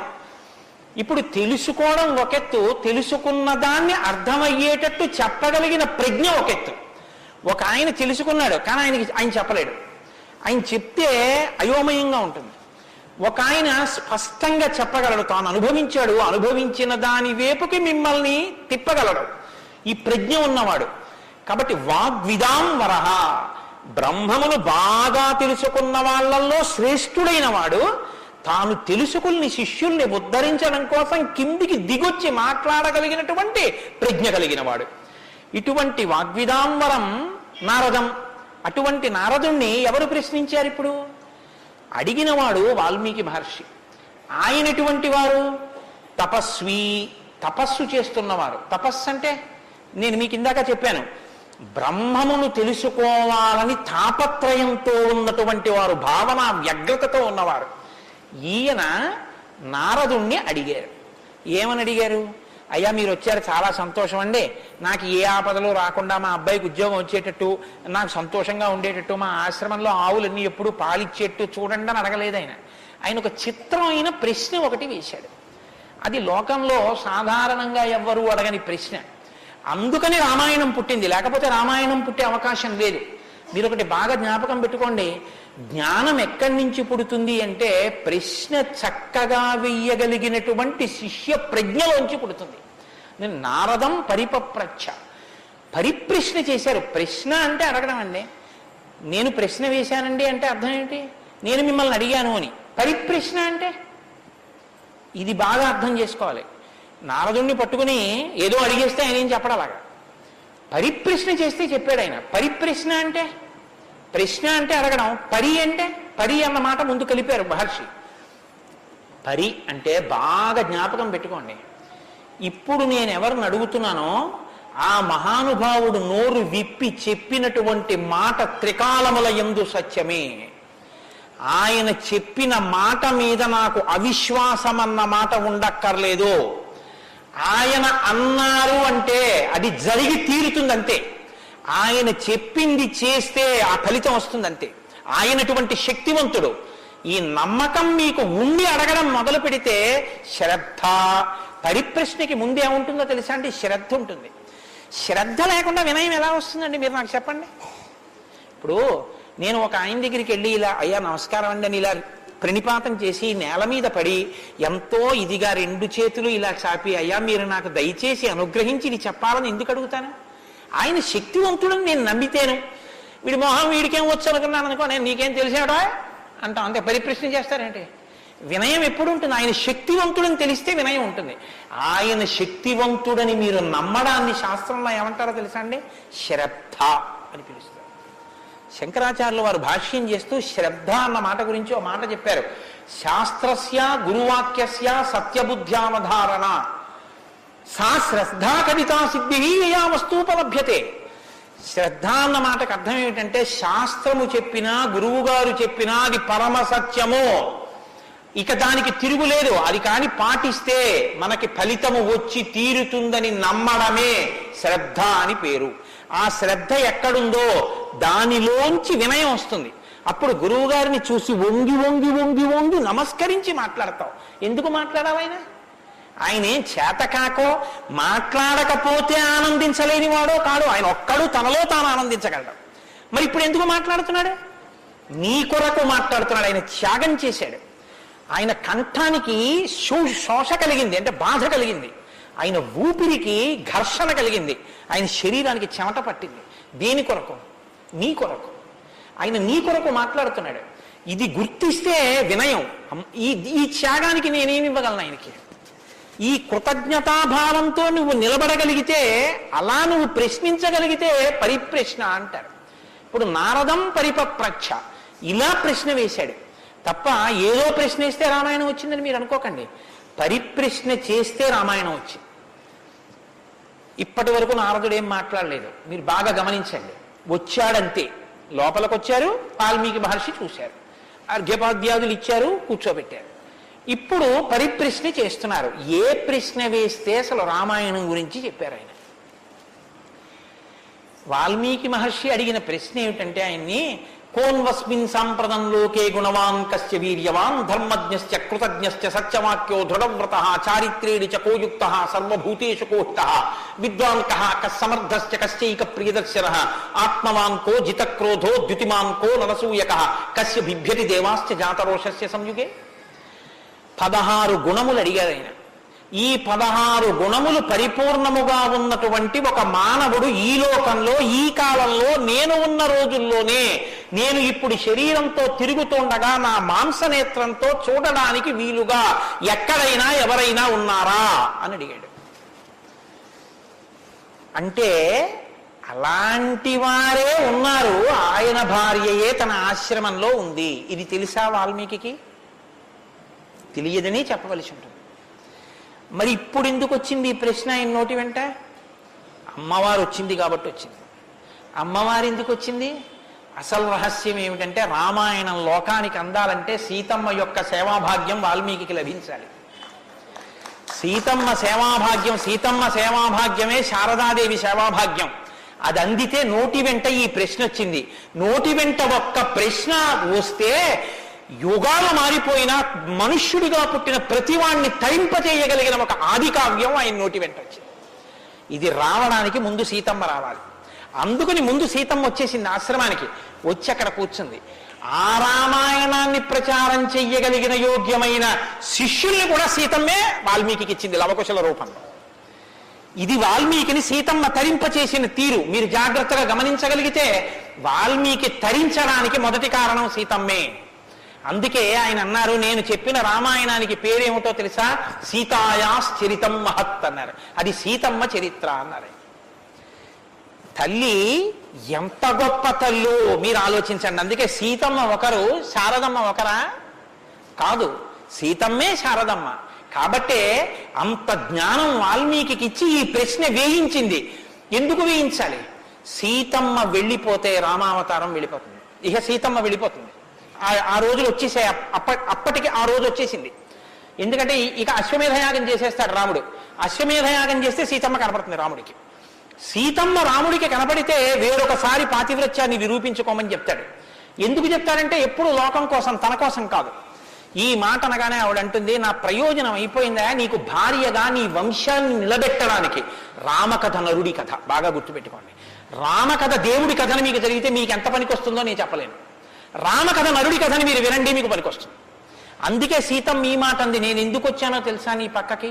నీ వంశం తరించాలి. నీ వంశం తరించాలంటే నీకు పితృరుణం తీరాలి. పితృరుణం తీరాలంటే నీకు బిడ్డలు కనాలి. నీకు బిడ్డలు పుట్టాలి అంటే నా సహకారం ఉండాలి. నేను నా శరీరాన్ని త్యాగం చేస్తే నా కడుపులో ఉన్న బిడ్డలు కూడా పోతారు. పోతే నీకు పితృరుణం తీరదు. నువ్వు ఏకపత్ని వృతుడవు. ఇంకొక బిడ్డని, ఇంకొక ఆడదాన్ని స్వీకరించావు, నీ వంశం ఆగిపోతుంది. నా కారణంగా నీ వంశం ఆగకూడదు. నీ వంశం కొనసాగడానికి నీకు బిడ్డలు ఇచ్చాను. నా ప్రయోజనం అయిపోయింది, నేను వెళ్ళిపోతున్నానని భూమిలోకి వెళ్ళిపోయింది ఆవిడ. ఆవిడ వెళ్ళిపోయిన తర్వాత ఇక రామావతారం లేదు. సరయూ నదిలో ప్రవేశించి రామావతారం కూడా పూర్తయిపోయింది. ఇప్పుడు రామావతారం పూర్తయిపోకముందే సీతమ్మ రామాయణం పలికించాలి వాల్మీకితో. పలికించాలంటే ఈ సన్నివేశాన్ని సృష్టించాలి. నారదుణ్ణి పిలిపించింది ఆవిడ. కాబట్టి వచ్చాడు మహానుభావుడు. వస్తే ఆయన ఈ ప్రశ్న అడిగాడు. ఇప్పుడు ఇంత ఆర్తితో ఈ ప్రశ్న అనుకోకుండా నోటి వెంట వస్తే తప్ప రామాయణ కథ ప్రారంభం కాదు. అందుకని అడిగాడు, కోన్వస్మిన్ సాంప్రతంలోకే గుణవాన్ కస్య వీర్యవాన్. ఈ కాలంలో నారద మహర్షి ఇప్పుడు నేను చూడడానికి వీలుగా నేను అడిగిన మహానుభావుడు ఎవరైనా ఉన్నాడా? ఎవరు? 16 గుణములు ఉన్నవాడై ఉండాలి. గుణమన్న మాటకు అర్థం ఏమిటి? తాను గురుముఖత నేర్చుకున్నటువంటి విద్య ఏ కాలమునందు ప్రవర్తనలో ఎలా ప్రకాశించాలో అలా ప్రకాశిస్తే అది గుణముగా కనపడుతుంది. మా గురువు గారు నన్ను, నాయనా ఒరే కోటేశ్వరరావు, గోవులకు సేవ చెయ్యరా అని చెప్పారనుకోండి. నేను అలా గుళ్ళోకి వెళ్ళిపోతున్నాను. ఓ అరడజన అరటిపళ్ళు పట్టుకుని దేవాలయంలోకి వెడుతున్నాను. ఒక ఆవు నా వంక చూసి ఇలా ఇలా ఇలా ఇలా నోరు చాపింది. నేను ఆ ఆవుని దవడ మీద ఒక్క దెబ్బ కొట్టి గుళ్ళోకి వెళ్ళాను. మా గురువు గారు సంతోషించచ్చా? మా గురువు గారు చెప్పారు, రే పరాశక్తికి ఆవుకి తేడా లేదురా అని చెప్పారు. ఇప్పుడు నేనేం చెప్పాలి? నేను లోపలికి వెళ్ళి అర్చకుడికి ఇస్తే నివేదన చేస్తాడు. ఇక్కడ నా తల్లి ఎదురొచ్చి నా దగ్గర ప్రత్యక్షంగా తింటానని అడుగుతోంది.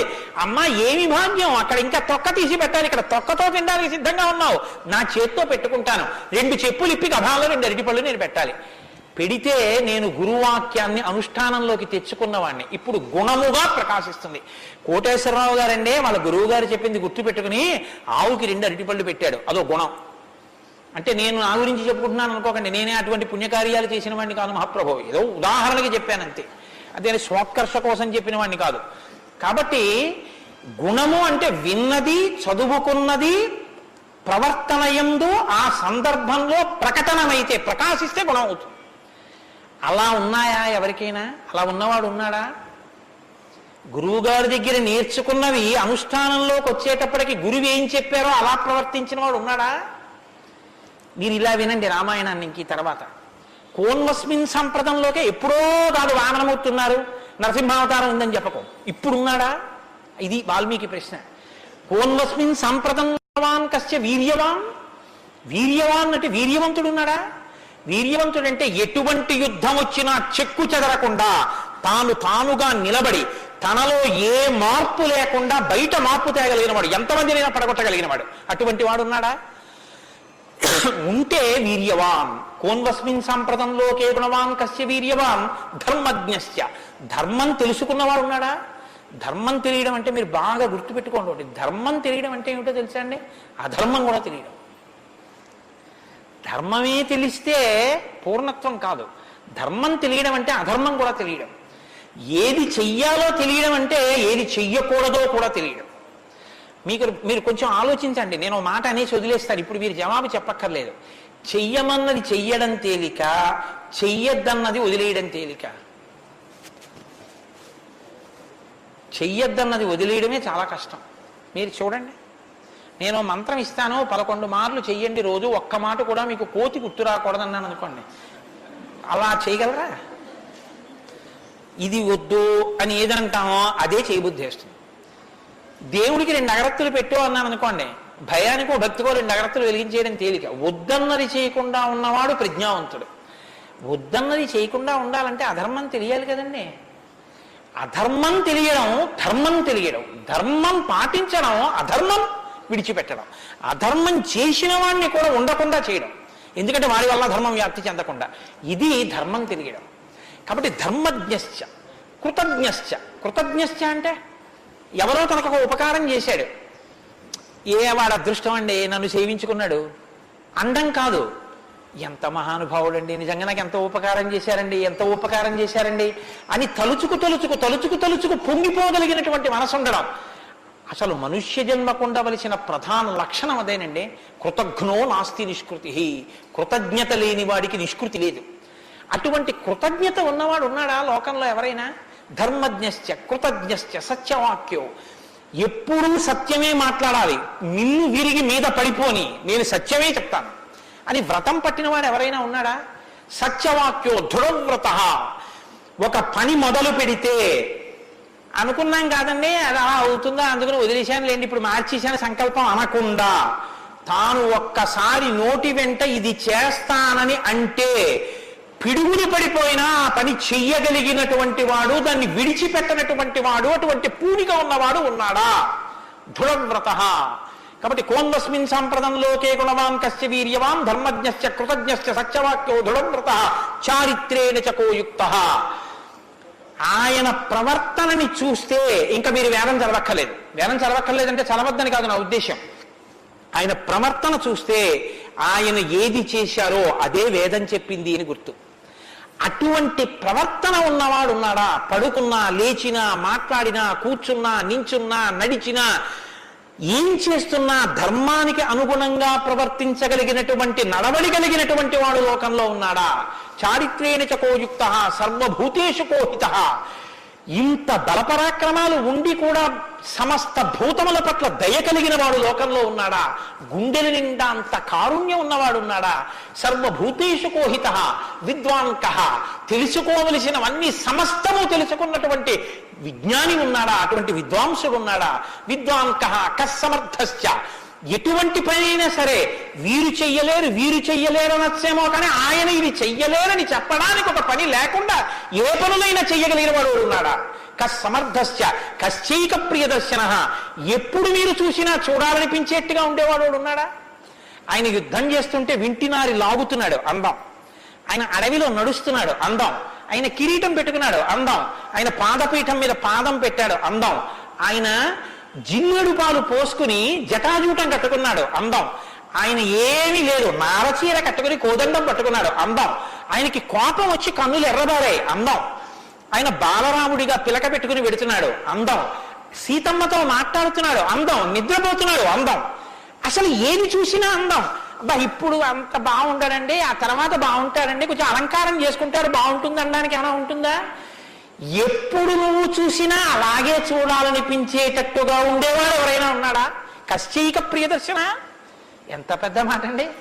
నిద్రపోతుంటే చూసావు, ఆహా నిద్రపోతుంటే చూడాలండి ఆయన సౌందర్యం. ఆ మాట ఎవరికన్నా ఉంటుందండి లోకంలో? ఏమన్నా ఆయన నిద్రపోతుంటే ఎంత బాగుంటాడండి అంటారా? ఏమన్నా ఆయన నిద్ర లేచి ఒళ్ళు విల్చుకుంటుంటే చూడాలండి ఆయన అందం ఎవరికైనా ఉందా? ఆయన యుద్ధం చేస్తుంటే చూడాలండి అందం ఎవరికైనా ఉంటుందా? ఎంతటి అందగాడు రామో. ఆయన పుంసామోహన రూపాయ పుణ్య శ్లోకాయ మంగళం. ఆడవాళ్ళు మోహించడం కాదు, పురుషులు మోహించారు ఆయన్ని. అంతటి అందగాడు.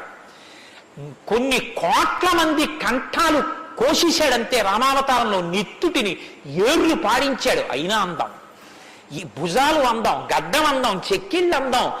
ఆ ఆజానబాహు వరవింద దళాయతాక్షం. ఆ కళ్ళందం, ఆ కనుబొమలందం, ఆ ముక్కందం, ఆ మూచందం, ఆ గడ్డం అందం, ఆ కంఠం అందం, అన్నీ అందం. అందమే రాముడు, రాముడే అందం, రాముడే అభిరాముడు. అటువంటి వాడు ఉన్నాడా? కశ్చైక ప్రియదర్శన ఆత్మవాంకో. గొప్ప ధైర్యవంతుడు ఉన్నాడు ఆ లోకంలో. ధైర్యవంతుడు అంటే మీరు బాగా జ్ఞాపకం పెట్టుకోండి. ధైర్యవంతుడు అన్న మాటకు అర్థం ఏంటో తెలుసా అండి? భయం లేనివాడు అని కాదు. ధైర్యము అన్న మాటకి ఇంకో అర్థం కూడా ఉంది. ధైర్యము అంటే తాను ఏ పని మీద బయలుదేరాడో ఆ పనికి అనుగుణమైనటువంటి సంభారములను మాత్రమే దగ్గరుంచుకుని ఆ పని మీద మాత్రమే దృష్టి పెట్టి ఆ పనిని పాడు చేసేటటువంటి ఏ ఇతర ఆకర్షణీయమైనటువంటి వ్యవహారమైనా త్రోసి రాజని విడిచిపెట్టగలిగినటువంటి పూనిక ఉన్నవాడు ఉన్నాడా? నేను ఏకపత్ని వ్రతం చేస్తానన్నాడు, భార్యని రావణాసురుడు ఎత్తుకుపోయాడు, చాలా మంది వచ్చి మీద పడ్డారు. మా నాన్నగారు దక్షిణ నాయకుడు, మా వంశంలో చాలా మంది దక్షిణ నాయకులు, మా ఆవిడ దగ్గర లేదు కదండి అని ఏమైనా పొరపాటు పడ్డాడా? తాను ఏది అన్నారో రామో దీర్ణాభిభాషతే, 2 మాటలు నాకు రావమ్మా అన్నాడు అంతే. లోకంలో అవతార పరిసమాప్తి వరకు అంతే. అలా ఉండగలిగిన వాడు ఉన్నాడా? ఆత్మవాంకో జితక్రోధో. కోపాన్ని గెలిచిన వాడు ఉన్నాడా? కోపాన్ని గెలవడం ఏమిటండి? అది ఏమైనా ఎదురుగుండా వచ్చి నిలబడుతుందా క్రోధం? ఎలా గెలుస్తారు అంటే క్రోధం ఎక్కడి నుంచి వస్తుందో మూలస్థానాన్ని గుర్తెరగడం, వికార కారణాన్ని తెలుసుకోవడమే క్రోధాన్ని గెలవడం. అంటే మీరు చూడండి, నాకండి ఎంత కోపం వచ్చేసిందో అంటాడు. ఎంత కోపం వచ్చేసిందో ఎక్కడి నుంచి వచ్చింది? ఇక్కడి నుంచే రావాలి కోపం. ఇక్కడి నుంచి రావడానికి అనువైన అవకాశం, వాతావరణం నువ్వు ఇస్తే రావడానికి సిద్ధంగా ఉంటుంది. మంట పుట్టడానికి సిద్ధంగా ఉన్నట్టు ఉంటుంది. అది నువ్వు అది పుడితే ఎంత వికారంగా ఉంటావో, నీ ముఖం ఎలా ఉంటుందో, ఎంత జేవురించుకుని ఉంటుందో, ఎలా అరుస్తావో, నీ చేతులు ఎలా ఉంటాయో ఓసారి ఆ టైంలో వీడియో తీసి చూసుకో ఎలా ఉంటుందో. అసహ్యం వేస్తుంది మన మీద. మనకి అదేంటంటే అలా ఉన్నాననిపిస్తుంది. ఇన్ని వికారములు ఇది వస్తే వస్తున్నాయని తెలుసుకుని అది రాకుండా తొక్కి పెట్టగలిగిన వాడు ఉన్నాడా? అలా ఉంటే జితక్రోధో, అలాంటి వాడు ఉన్నాడయా లోకంలో? ఆత్మవాన్కో జితక్రోధో ద్యుతిమాన్కో, అపారమైనటువంటి కాంతి కలిగిన వాడు ఉన్నాడా? ద్యుతిమాన్కో ననసూయక, అసూయని గెలిచిన వాడు ఉన్నాడా? తనకన్నా గొప్పవాడు కనపడితే ఆహాహా మహాత్ములు ఎంత గొప్ప పరిశ్రమ చేశారో, ఇంత గొప్పవాడు అయ్యాడని నమస్కారం చేసి తెలుసుకోవాలి. తనకన్నా తక్కువవాడు కనపడితే ఈశ్వరానుగ్రహంతో ఈయన వృద్ధిలోకి రావాలనగలగాలి. కిందవాడిని చూసి అహంకరించకూడదు, పైవాడిని చూసి అసూయపడకూడదు. ఈ రెండు ఉన్నవాడు ఉన్నాడా? ద్యుతిమాన్కో ననసూయక కస్య బిభ్యతి దేవాశ్చ జాత రోషస్య సంయుగే. కోపం లేని వాడికి కోపం ఎలా వస్తుంది మరి? అంటే కోపం తెచ్చిపెట్టుకున్నట్టు నటిస్తాడు అంతే. ఎందుకు నటించాలి అంటే ఏదో పని చక్కబెట్టాలంటే కోపం వచ్చినట్టు ఒకసారి ఇలా అంటాడు. అనేటప్పటికి అమ్మ బాబు ఆయన కోపం వచ్చిందంటే హడిలిపోయి అందరూ జాగ్రత్తగా ఉంటారు. ఎవరికి కోపం వచ్చిందని అనిపిస్తే 33 కోట్ల మంది దేవతలు కూడా ఉనికిపోతారో అలా కోపాన్ని తెచ్చి పెట్టుకునేవాడే తప్ప అసలు కోపం రావడం అన్నది లేనివాడు ఒకరిలో ఉన్నాడా? అలాంటి వాడు ఎవడైనా ఉంటే ఎప్పుడో ఉన్నాడని చెప్పద్దు, ఇప్పుడు ఉన్నాడా? నేను చూడ్డానికి వీలుగా ఉన్నాడా? ఈ కాలంలో ఉన్నాడా? ఉంటే అటువంటి వాడి గురించి నాకు చెప్పు, నాకు వినాలని ఉందన్నాడు. ఇప్పుడు వస్తోంది రామాయణం. ఇప్పుడు చెప్పాలి. నారదుడు ఎవరో తెలుసా? ఆయన రాముడే. ఆయన ఇల్లాలే నీ దగ్గరుంది, ఆయన బిడ్డలే నీ దగ్గర ఉన్నారు. వాల్మీకి మహర్షి ఆయనే అయోధ్యాధిపతి, ఆయనే రామచంద్ర ప్రభువు అని చెప్పే వాల్మీకి పొంగిపోవాలి కదండి. రామాయణ ఆవిర్భావం జరుగుతోందన్నమాట. ఇవాళ రామాయణం పుడుతోంది. ఆ సన్నివేశంలో ఉన్నాం మనం. ఇప్పుడు ఈ మాటలు అడిగితే వాల్మీకి మహర్షి చాలా చమత్కారమైనటువంటి జవాబు ఒకటి చెప్పారు. ఆయన అన్నారు, బహవో దుర్లభాశ్చైవ ఏత్తయా కీర్తితా గుణాః మునే వక్షామ్యహం బుద్ధ్వా తేర్యుక్త శ్రూయతాన్నరః. చాలా క్లిష్టమైనటువంటి ప్రశ్న ఒకటి అడిగావు. సాధారణంగా లోకంలో మానవుల్లో నువ్వు అడిగినటువంటి 16 గుణములు ఒక వ్యక్తి యందు ప్రకాశించేటటువంటి వాడు ఉండడు. కాబట్టి ఇప్పుడు ఎవరై ఉండాలి? నరోత్తముడై ఉండాలి, సాక్షాత్ శ్రీ మహావిష్ణువై ఉండాలి. అటువంటి వాడే కాని నరుడిగానే ఉన్నాడు. ఇప్పుడు ఆయన విష్ణు అంటే ఆయనే అంగీకరించాడు. ఆయన నేను నరుణ్ణి అంటాడు, నేను దాశరథిని అంటాడు, నేను దశరథ మహారాజు కొడుకునయ్యా అంటాడు. నరుడిగా ఈ లోకంలో తిరుగుతున్నవాడు ఉన్నాడు. అటువంటి వాడి గురించి చెప్తాను, జాగ్రత్తగా వినన్నాడు. ఇది సంక్షేప రామాయణం. 100 శ్లోకాలతో ఇక్కడ ప్రతిరోజు సంక్షేప రామాయణం జరుగుతోంది అని అన్నారే. సంక్షేప రామాయణాన్ని పెద్దలు సంప్రదాయంలో ఏమని పిలుస్తారో తెలుసా అండి? మాలామంత్రము అని పిలుస్తారు.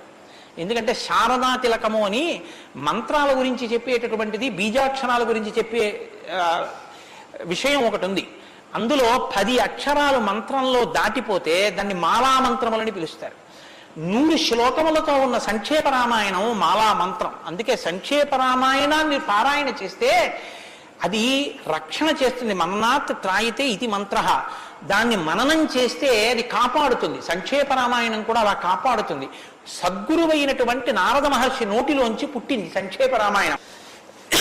యోగులు రమించడం అంటే బాహ్యంలో తిరిగేటటువంటి మనస్సుని బుద్ధిని నిగ్రహించి వెనక్కి తిప్పి ఆత్మలోకి దింపి తాను ఒకటిగా నిలబడిపోయి పొందేటటువంటి ఆనందమేదో అది సాకారములు పొందితే రాముడు. కాబట్టి యోగులు రమించేటటువంటి స్వరూపమేదో దానికి రామ అని పేరు. కాబట్టి రామో నామ జనైశ్రుత నియతాత్మా మహావీర్యో ద్యుతిమాన్ ధృతిమాన్ వసీ. నువ్వు చెప్పినటువంటి గుణములన్నీ ఉన్నవాడు, దానితో పాటుగా వసీ ఇంద్రియములను నిగ్రహించినటువంటి వాడు. ఇంద్రియాలను నిగ్రహించడం అన్న మాట మీరు రామాయణంలో చాలా జాగ్రత్తగా గమనించి తెలుసుకోవలసింది. ఇంద్రియాలని నిగ్రహించడం అంటే ఏమిటో తెలుసా అండి? మనసు దేన్ని చూస్తే, దేన్ని వింటే కదిలిపోతుందో, ప్రశాంతంగా ఉన్నది అలజడిని పొందుతుందో దాన్ని చూడకుండా, దాన్ని వినకుండా బలవంతంగా నిగ్రహించడం ఎటువంటిదో తెలుసా అండి? ఒక త్రాచుపాము అలా వెళ్ళిపోతుంది. గభాల్ని ఇలా చూశాడు, అయ్య బాబాయ్ త్రాచుపాము పెద్ద గెంతు గెంతాడు. అది అకస్మాత్తుగా ఏమైందంటే ఆ గెంతడంలో త్రాచుపాము యొక్క పడగ మీద 2 కాళ్ళు వేసి తొక్కాడు. ఇప్పుడు త్రాచుపాము తల పైకి ఎత్తలేకపోతోంది. ఇప్పుడు తను త్రాచుపాము నా కాళ్ళ కింద ఉంది, నన్ను ఏం చేస్తుంది అని ఉండగలడని మీరు అనుకుంటున్నారా? అతను గడగడ వణికిపోతూ చెమట్లు పట్టేస్తున్నాయి. ఎందుకంటే నేను త్రాచుపాము మీద ఉన్నాను, అది తోక కదుపుతోంది, తోకతో కాళ్ళు చుడుతోంది. ఈ కంగారులో ఏం చేస్తాడంటే త్రాచుపాము మీద తాను నిలబడి ఉండగా ఇక త్రాచుపాము తనను ఏం చెయ్యలేదన్న స్థితిలో ఉన్నా ఎప్పుడో ఒకప్పుడు త్రాచుపాము మీద కాళ్ళు తీసేస్తాడు, కంగారు పడిపోయి తీసేస్తాడు. ఎప్పుడో అప్పుడు కాళ్ళు తీయడం కోసమే పాము చూస్తుంటుంది, కాటు వేసేసి పుట్టలోకి వెళ్ళిపోతుంది, లేకపోతే ఎక్కడికో అక్కడికి వెళ్ళిపోతుంది. రావణుడు చేసే తపస్సు, రావణుని యొక్క ఇంద్రియ నిగ్రహం అటువంటివి. బలవంతంగా అణిచి పెడతాడు, అవకాశం రాగానే అది ఒక్కసారి జడలు విప్పి ప్రళయతాండవం చేసి రావణుణ్ణి పడగొడుతుంది. మండోదరి చెప్పింది ఈ మాట, నా సొంతం కాదు. రాముడు అలా కాదు, విచారణ చేసి ఉంటాడు. అర్థమనర్థం భావయనిత్యం అంటారు శంకరాచార్యులు వారు. నారీస్తన భరణాభీదేశం దృష్ట్యా మాగా మోహావేశం ఏతత్ మాంసవసాది వికారం మనసి విచింత్య వారం వారం అంటారు. మనసు దేని చేత కదిలిపోతోందో దాని యథార్థ స్వరూపాన్ని బాగా విచారణ చేస్తారు. విచారణ చేసి ఈ పాటి దానిక నా ఒంట్లో ఉన్నటువంటి శక్తి అంతటినీ ఖర్చు చేసేస్తున్నాను అని మనసుని మరల్చే ప్రయత్నం చేసి ఆ వస్తువు తన కళ్ళ ముందు కనపడినా ఇంకా ఆయన మనసు చెక్కు చెదరదు, ఆ స్థితిని పొందుతాడు. ఇది శంకరాచార్యులు వారు నేర్పుతారు లోకానికి. గురువు చెప్పే మాట అంటే అలా ఉంటుంది. ఆయన ఎంత చమత్కారంగా అన్నారో చూడండి. నారీస్తన భరణాభీదేశం దృష్ట్యా మోగా మోహావేశం. ఎందుకంత వెర్రెక్కిపోతున్నావు? యవ్వనం ఒంట్లో ఉండి ఓపికన్న కాలంలో నీ శరీరం కన్నా స్త్రీ శరీరంలో రెండే వికారాలు ఉన్నాయి. శరీరపు ఊర్ధ్వభాగంలో 2 చోట్ల మాంసపు ముద్దలు పైకి పొటమరించాయి, శరీర అధోభాగంలో మాంసము కొంత లోపలికి వెళ్ళి ఉంది. ఈ 2 వికారాల కోసం నీ శరీరంలో ఉన్న సమస్త శక్తిని నశింప చేసుకున్నావు. ఇదా నీకు నరజన్మ ప్రయోజనం? మనసి విచింతీయ వారం వారం, దీన్ని బాగా ఆలోచించు అన్నది. ఇది పట్టుకుందనుకోండి, కంటిని మనసుని కంటితో చూడడం వల్ల కదపగలిగిన మనసుకి ఇప్పుడు ఆ వస్తువు కనపడినా ఇక మనసు కదలదు. ఇది ఇంద్రియ నిగ్రహం అంటారు. ఇంద్రియాలని జయించడం అంటే అది. ఇది రాముడు. అందుకే ధృతిమాన్ వసి, అపారమైన శక్తితో ఉంటాడు, సంకల్ప శక్తితో ఉంటాడు, ఇంద్రియములను జయించిన వాడై ఉంటాడు.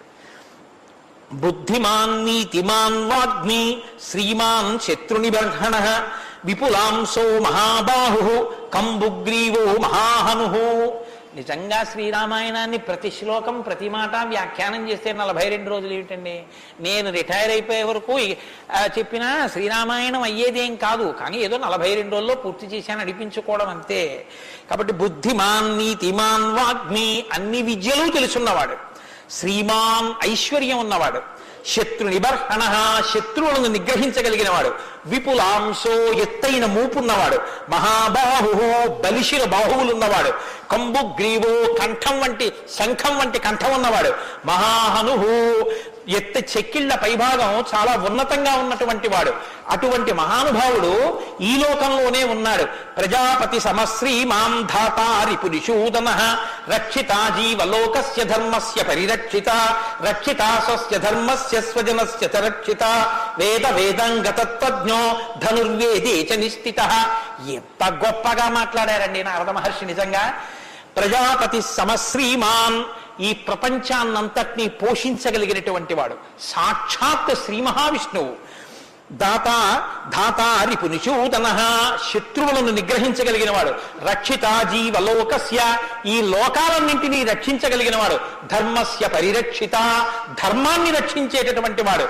ధర్మాన్ని రక్షిస్తాడు కాబట్టి అధర్మాన్ని నిగ్రహిస్తాడు కూడా. ధర్మస్య పరిరక్షిత రక్షిత స్వస్య ధర్మస్య, తన ధర్మాన్ని తాను రక్షించుకుంటాడు. రక్షిత స్వస్య ధర్మస్య స్వజనస్య చ రక్షిత, అందరినీ రక్షిస్తే మరి స్వజనులు ఎవరు అంటే ఆయననే నమ్ముకుని ఉన్న వాళ్ళెవరో ఆ వారి రక్షణ యందు మరింత అప్రమత్తంగా ఉండేటటువంటి స్వరూపం ఉన్నటువంటి వాడు. అటువంటి వాడు సచ సర్వగుణోపేత కౌసల్యానందవర్ధన సముద్ర ఇవ గాంభీర్యే ధైర్యేణ హిమవానివా. ఇందులోంచేనండి వాల్మీకి మహర్షి చెప్పిన శ్లోకాల్లోంచే తర్వాత ఉపమానాలన్నీ వచ్చాయి. ఇప్పటికీ మనం చూడండి ఆయన మేరునగ ధీరుడండి అంటాం. ఆయన్ని పోల్చి చెప్పేటప్పుడు హిమవత్ పర్వతము వంటి వాడు, సముద్రము వంటి గాంభీర్యం ఉన్నవాడు అని చెప్పారు నారద మహర్షి. సముద్రం చూడండి ఎంత గంభీరంగా ఉంటుందో. సముద్రం కడుపులో ముత్యాలు, రత్నాలు, వజ్రాలు ఇన్ని ఉంటాయి. ఇన్ని ఉన్నా కప్పి ఉంచుతుంది. సముద్రంలో బడబాగ్ని ఉంటుంది, కానీ తాను మాత్రం చల్లగా ఉంటుంది. సముద్రం ఒడ్డుకొస్తుంది, వచ్చి మీ కాళ్ళు తాను కడుగుతుంది. చేతకానిది ఎదురొచ్చి మీ కాళ్ళు కడిగిందని మీరు ధూర్తతనంతో లోపలికెడితే మిమ్మల్ని తనలో కలుపుకుంటుంది. ఎదురొచ్చి మీ దగ్గరికి వస్తోంది కదా అని మీ కాలి చెప్పు తీసి అందులో వేస్తే తీసుకొచ్చి అవతల బారేస్తుంది ఒడ్డున. ఇది సముద్రం యొక్క గాంభీర్యం. తాను ఉప్పు కయ్యగా ఉంటుంది, పర్వదిన స్నానానికి పనికొస్తుంది. ఇన్నిటిని కప్పిపుచ్చి నిలబడగలిగినటువంటి స్వరూపం సముద్రం. కడుపులో బడబాగ్ని ఉన్న, సీతాపహరణమే జరిగిన, తండ్రే మరణించిన, రాజ్యమే పోయిన, అరణ్యంలో తిరిగిన, జుట్టు తీసేసిన, జిల్లేడు పాలు పోసుకుని ఆఖరికి ఆ జటలు కట్టుకున్న, నారచీర కట్టుకున్న, పాదాలకి చెప్పులే లేకపోయినా, అగ్నిహోత్రాన్ని చంకన తగిలించుకున్న, అడవిలో మృగాన్ని బాణం పెట్టి కొట్టి చర్మం ఒలిచి మాంసం తీసి తెచ్చి సీతమ్మ వండితే తప్ప తినలేని స్థితిలో రాజారాముడు అయినటువంటి వాడు బ్రతకవలసి వచ్చిన తెల్లవారుజామున 4 గంటల సమయంలో దాహమేస్తున్న ఏనుగు నదిలో తొండం పెట్టి నీళ్లు తాగడానికి కూడా భయపడినంత చలికాలంలో కూడా వెళ్ళి స్నానం చెయ్యగలిగిన మొనగాడు. ఇన్ని కష్టాలు కడుపులో పెట్టుకుని కూడా పైకి చెక్కు చెదరకుండా ఉండగలిగినటువంటి గంభీరమూర్తి ఆయనయా రాముడంటే అన్నాడు నారదుడు. కాబట్టి సముద్రయివ గాంభీర్యే ధైర్యేన హిమవానివా, ధైర్యంలో హిమవత్ పర్వతం వంటివాడు. పర్వతాన్ని చూడండి, వర్షధారల చేత కొట్టబడుతుంది, పిడుగులు పడిపోతాయి. ఆ పర్వతం మీదే చెట్లు పెరుగుతాయి, ఆ పర్వతం మీదే సింహాలు తిరుగుతాయి, పులులు తిరుగుతాయి. ఆ సముద్రానికి కన్నాలు పెట్టి పావులు పడుకుంటాయి. చిట్టెలుకలు కన్నాలు చేసి ఆ పర్వత పాదాల మీద తిరుగుతూ ఉంటాయి.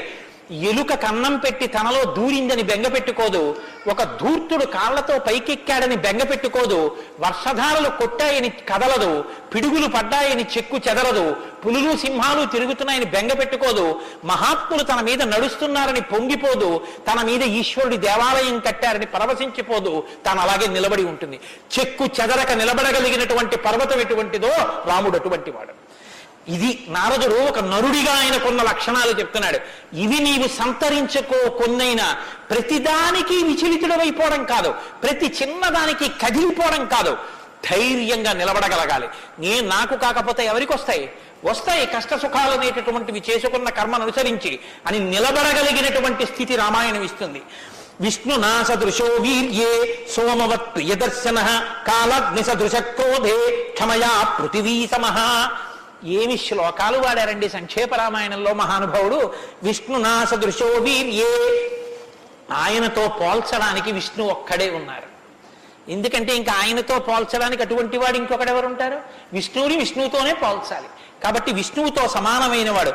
సోమవత్ ప్రియదర్శన, బాణం పట్టుకుని ఎదురుగుండా ఉన్న వాళ్ళ లక్షల మంది కంఠాలు తెగకోసినా సరే భక్తులైన వారికి మాత్రం ఆ స్వరూపాన్ని దర్శనం చేస్తుంటే ఎంత సంతోషంగా ఉంటుందో.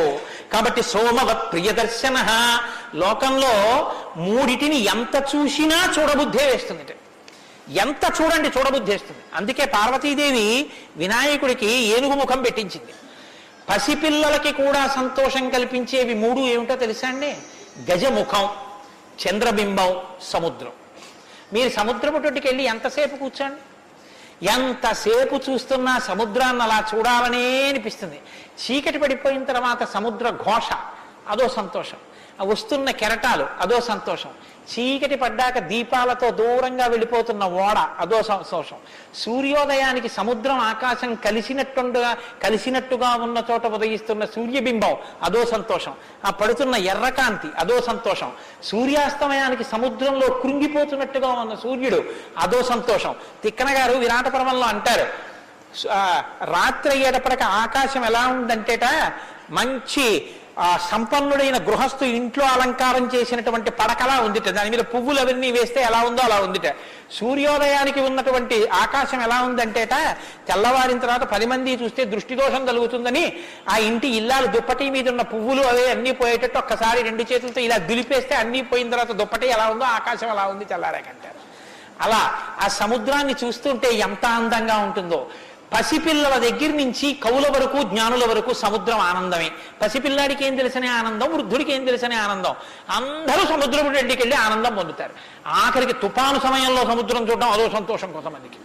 కాబట్టి సముద్రం 2 చంద్రబింబం. చంద్రబింబాన్ని ఎంతసేపు చూడండి సంతోషం. రామాయణంలో వాల్మీకి మహర్షి వర్ణిస్తారు సుందరకాండలో చంద్రబింబాన్ని, ఏమి వర్ణనలో ఆ సర్గలు. కాబట్టి చంద్రబింబం 3 ఏనుగు చూడండి. వెంకటాచల క్షేత్రానికో తిరుత్తనియో వెడితే ఆ ఏనుగు ముందు నించుంటే పిల్లల్ని ఎంతసేపు నించోబెట్టండి సంతోషమే. ఆ తొండం ఇలా ఇలా ఆడిస్తూ ఆ ఏనుగు అలా నిలబడి అరటిపండు ఎత్తి నోట్లో పెట్టుకుని ఆ దుమ్ము తీసి మీద పోసుకుని స్నానం చేసి తెల్లటి దంతాలు, దాని స్వరూపం, దాని చిన్ని చిన్ని కళ్ళు, దాని వెంట్రుకలు, దాని తోక, పెద్ద పెద్ద కాళ్ళు, ఇంతంత గోళ్ళు, గుండ్రంగా పాదాలు. ఆ ఏనుగుని ఎంతసేపు చూసినా అబ్బా ఇంకేం చూస్తానులేండి అనిపించదు. అలా చూడబుద్ధి వేస్తుంది. అలా చూడబుద్ధి వేస్తుంది కాబట్టి ధ్యానం చేసేటప్పుడు ముందు గణపతి యొక్క ముఖాన్ని తదేకంగా చూస్తే ఆ ధ్యాన నిష్ట చేత విఘ్నములు తొలగిపోతాయి. కాబట్టి పరమేశ్వరుడు అందరూ తొందరగా దృష్టి పెట్టి చూడడానికి వైముఖ్యం కలగనటువంటి ముఖాన్ని నా కొడుక్కి పెడితే అందరికీ ఉపకారం జరుగుతుందని ఏనుగు తలకాయ తీసుకొచ్చి వినాయకుడికి పెట్టాడు. అది కారణం. వినాయకుడికి ఏనుగు తలకాయ ఉండడానికి కారణాల్లో అదొకటి. కాబట్టి విష్ణు నాసదృశో వీర్యే సోమవత్ ప్రియదర్శన కాలాగ్ని సదృశ క్రోధే. క్రోధం కోపం వచ్చిందా కాలాగ్ని ఎటువంటిదో అటువంటి వాడు. క్షమయా పృథివీ సమహ. ఈ భూమికి ఎంత ఓర్పో రాముడికి అంత ఓర్పు. నిద్ర వేస్తూనే భూమిని తంతాం, భరిస్తుంది. మలమూత్రాలు భూమి మీద విసర్జిస్తాం, భరిస్తుంది. ఉమ్మి భూమి మీద వేస్తాం, ఊరుకుంటుంది. పోనీ ఏదో పొరపాటున వచ్చింది వేరు. కావాలని ఒక రకమైన తాంబూలం వేసుకుని బొమ్మడమే ప్రయోజనంగా నెత్తురు కక్కుకునేవాడు కక్కుకున్నట్టు భూమి మీద ఎర్రటి మరకలు పడేటట్టు అదే పనిగా ఉమ్మి వేసేటటువంటి వాడిని కూడా భరించినటువంటి భూమాత యొక్క ఓర్పుని ఎంత స్తోత్రం చేయాలి నిజంగా. కాబట్టి అన్నం కావాలి, నాగలి పెట్టి అమ్మ గుండెల మీద చీరుతాం. ఇల్లు కట్టుకోవాలి, శంకుస్థాపన పేరుతో గుణపాలు పెట్టి అమ్మ గుండెల మీద గుచ్చుతాం. ఆఖరికి ఇంత సంపాదించి ఇంత కీర్తి తెచ్చి మా నాన్నగారు, మా బాబాయ్ గారు, మా మేనమామ, మా ఆయన ఇన్ని బంధుత్వాలు పెట్టుకున్న వాళ్ళు ఆ ఊపిరి ఆగిపోగానే తీసుకెళ్లి బయట చిరిగిపోయిన బొంతో చాపో వేసి పడుకోబెట్టి కొత్త చాప తెచ్చి 4 కర్రలకేసి తాడేసి కట్టి తీసుకెళ్లిపోతుంటే ఆఖరణ పుచ్చుకునేది ఈ తల్లి ఒక్కతే. ఎవరు ఇంట్లో ఒక్క రాత్రి కూడా ఉంచుకోరు. యావత్ పవనో నివసతి దేహే తావత్ పృచ్యతి కుశలంగేహే గతవతి వాయో దేహాపాయే భార్యా బిభ్యతి తస్మిన్ కాయే అంటారు శంకర భగవత్పాదులు. అటువంటి ఈ తల్లిది ఎంత ఓర్పో. ఎన్ని అపచారములు చేసినా కూడా కడుపులో పెట్టుకునేటటువంటి అమ్మ స్వరూపమైనటువంటి భూమికి ఎంత ఓర్పుందో అంత ఓర్పు కలిగిన వాడయా రామచంద్రమూర్తి. కాబట్టి ధనదేన సమస్యాగే సత్యే ధర్మ ఇవాపరః. కుబేరుడు ఎంతటి ధనవంతుడో అంతటి మహానుభావుడు, అటువంటి త్యాగం ఉన్నవాడు. సత్యే ధర్మ ఇవాపరః.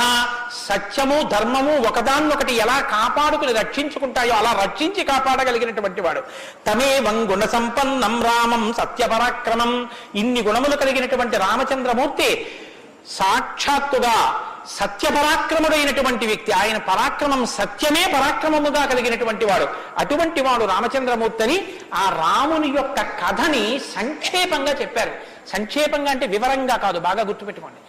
వివరంగా చెప్పలేదు, కేవలం ఏదో విహంగ వీక్షణం అంటారు చూసారా, ఒక్కసారి స్థాళీపులాక న్యాయంగా ఒకసారి అలా చెప్పేశారు. అది ఎంత తేలిగ్గా చెప్పేశారంటే సజగామ వనం వీర ప్రతిజ్ఞామనుపాలయన్ పితుర్వచన నిర్దేశాత్ కైకయ్యా ప్రియకారణాత్ అంటూ.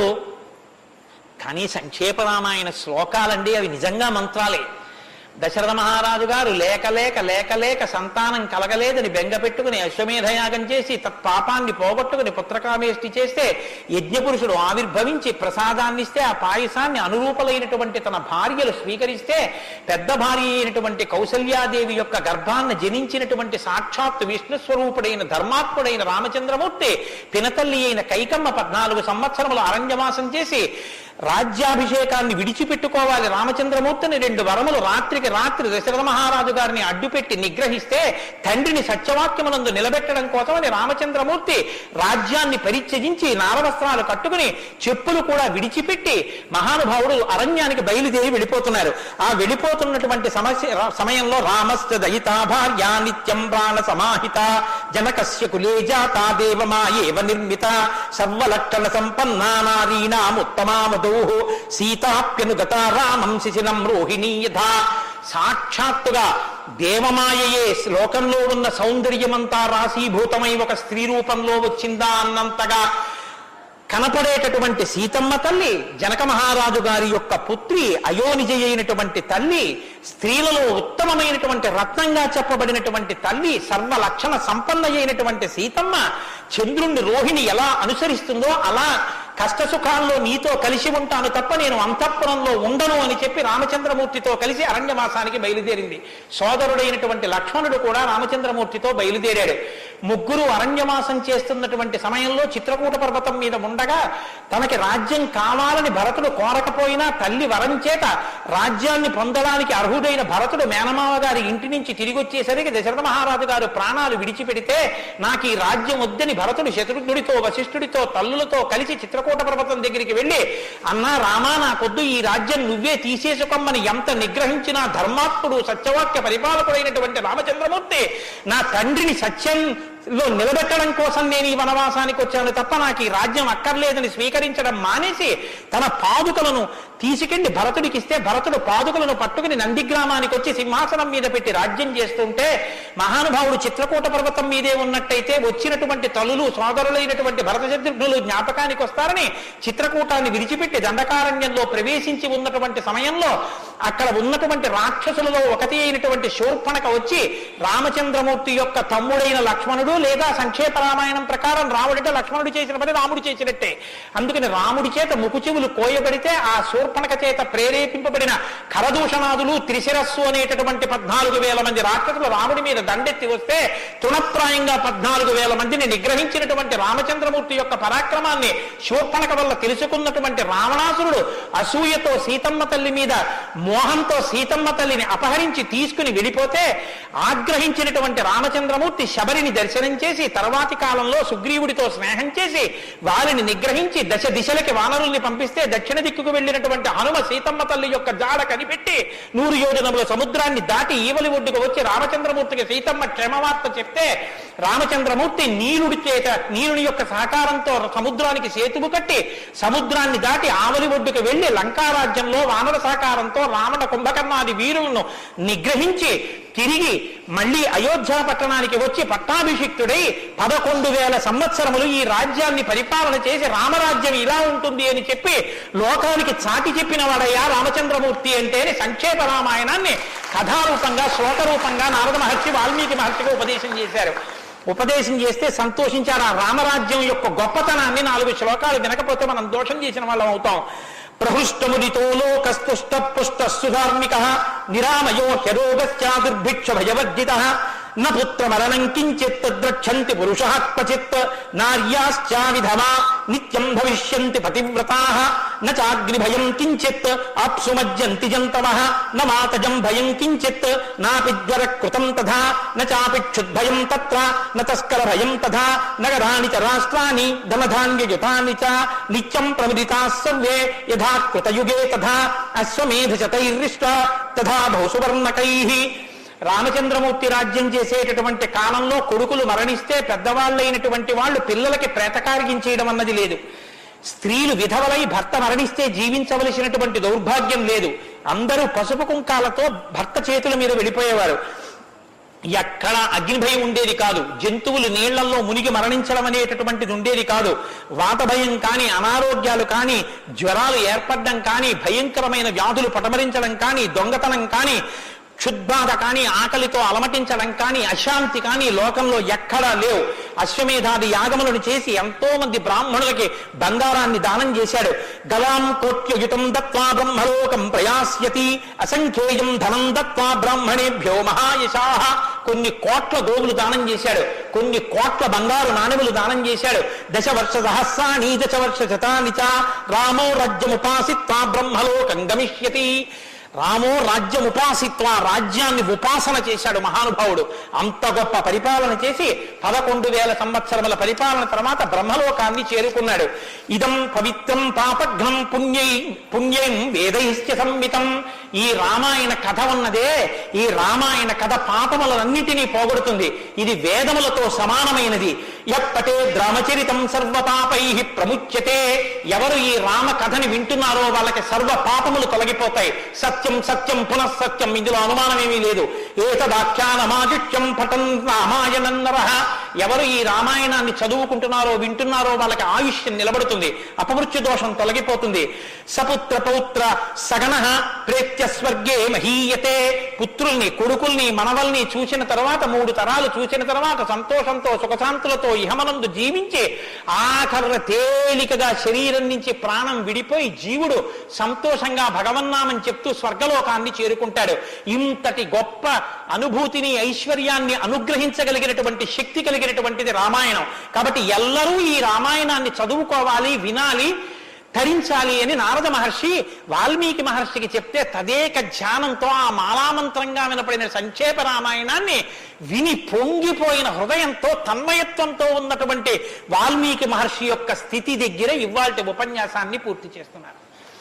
రేపటి రోజున అసలు ఎలా ఆవిర్భవించిందో, తన్మయత్వంలో ఉన్న వాల్మీకి మహర్షి ఎలా బయలుదేరారో, రామాయణం ఎలా వచ్చిందో, ఏం జరిగిందో ఆ విషయాన్ని మీకు మనవి చేసి రామాయణ కథా ప్రారంభం చేసే అనుగ్రహాన్ని రామచంద్ర ప్రభు నాకు కృపచేయుగాక.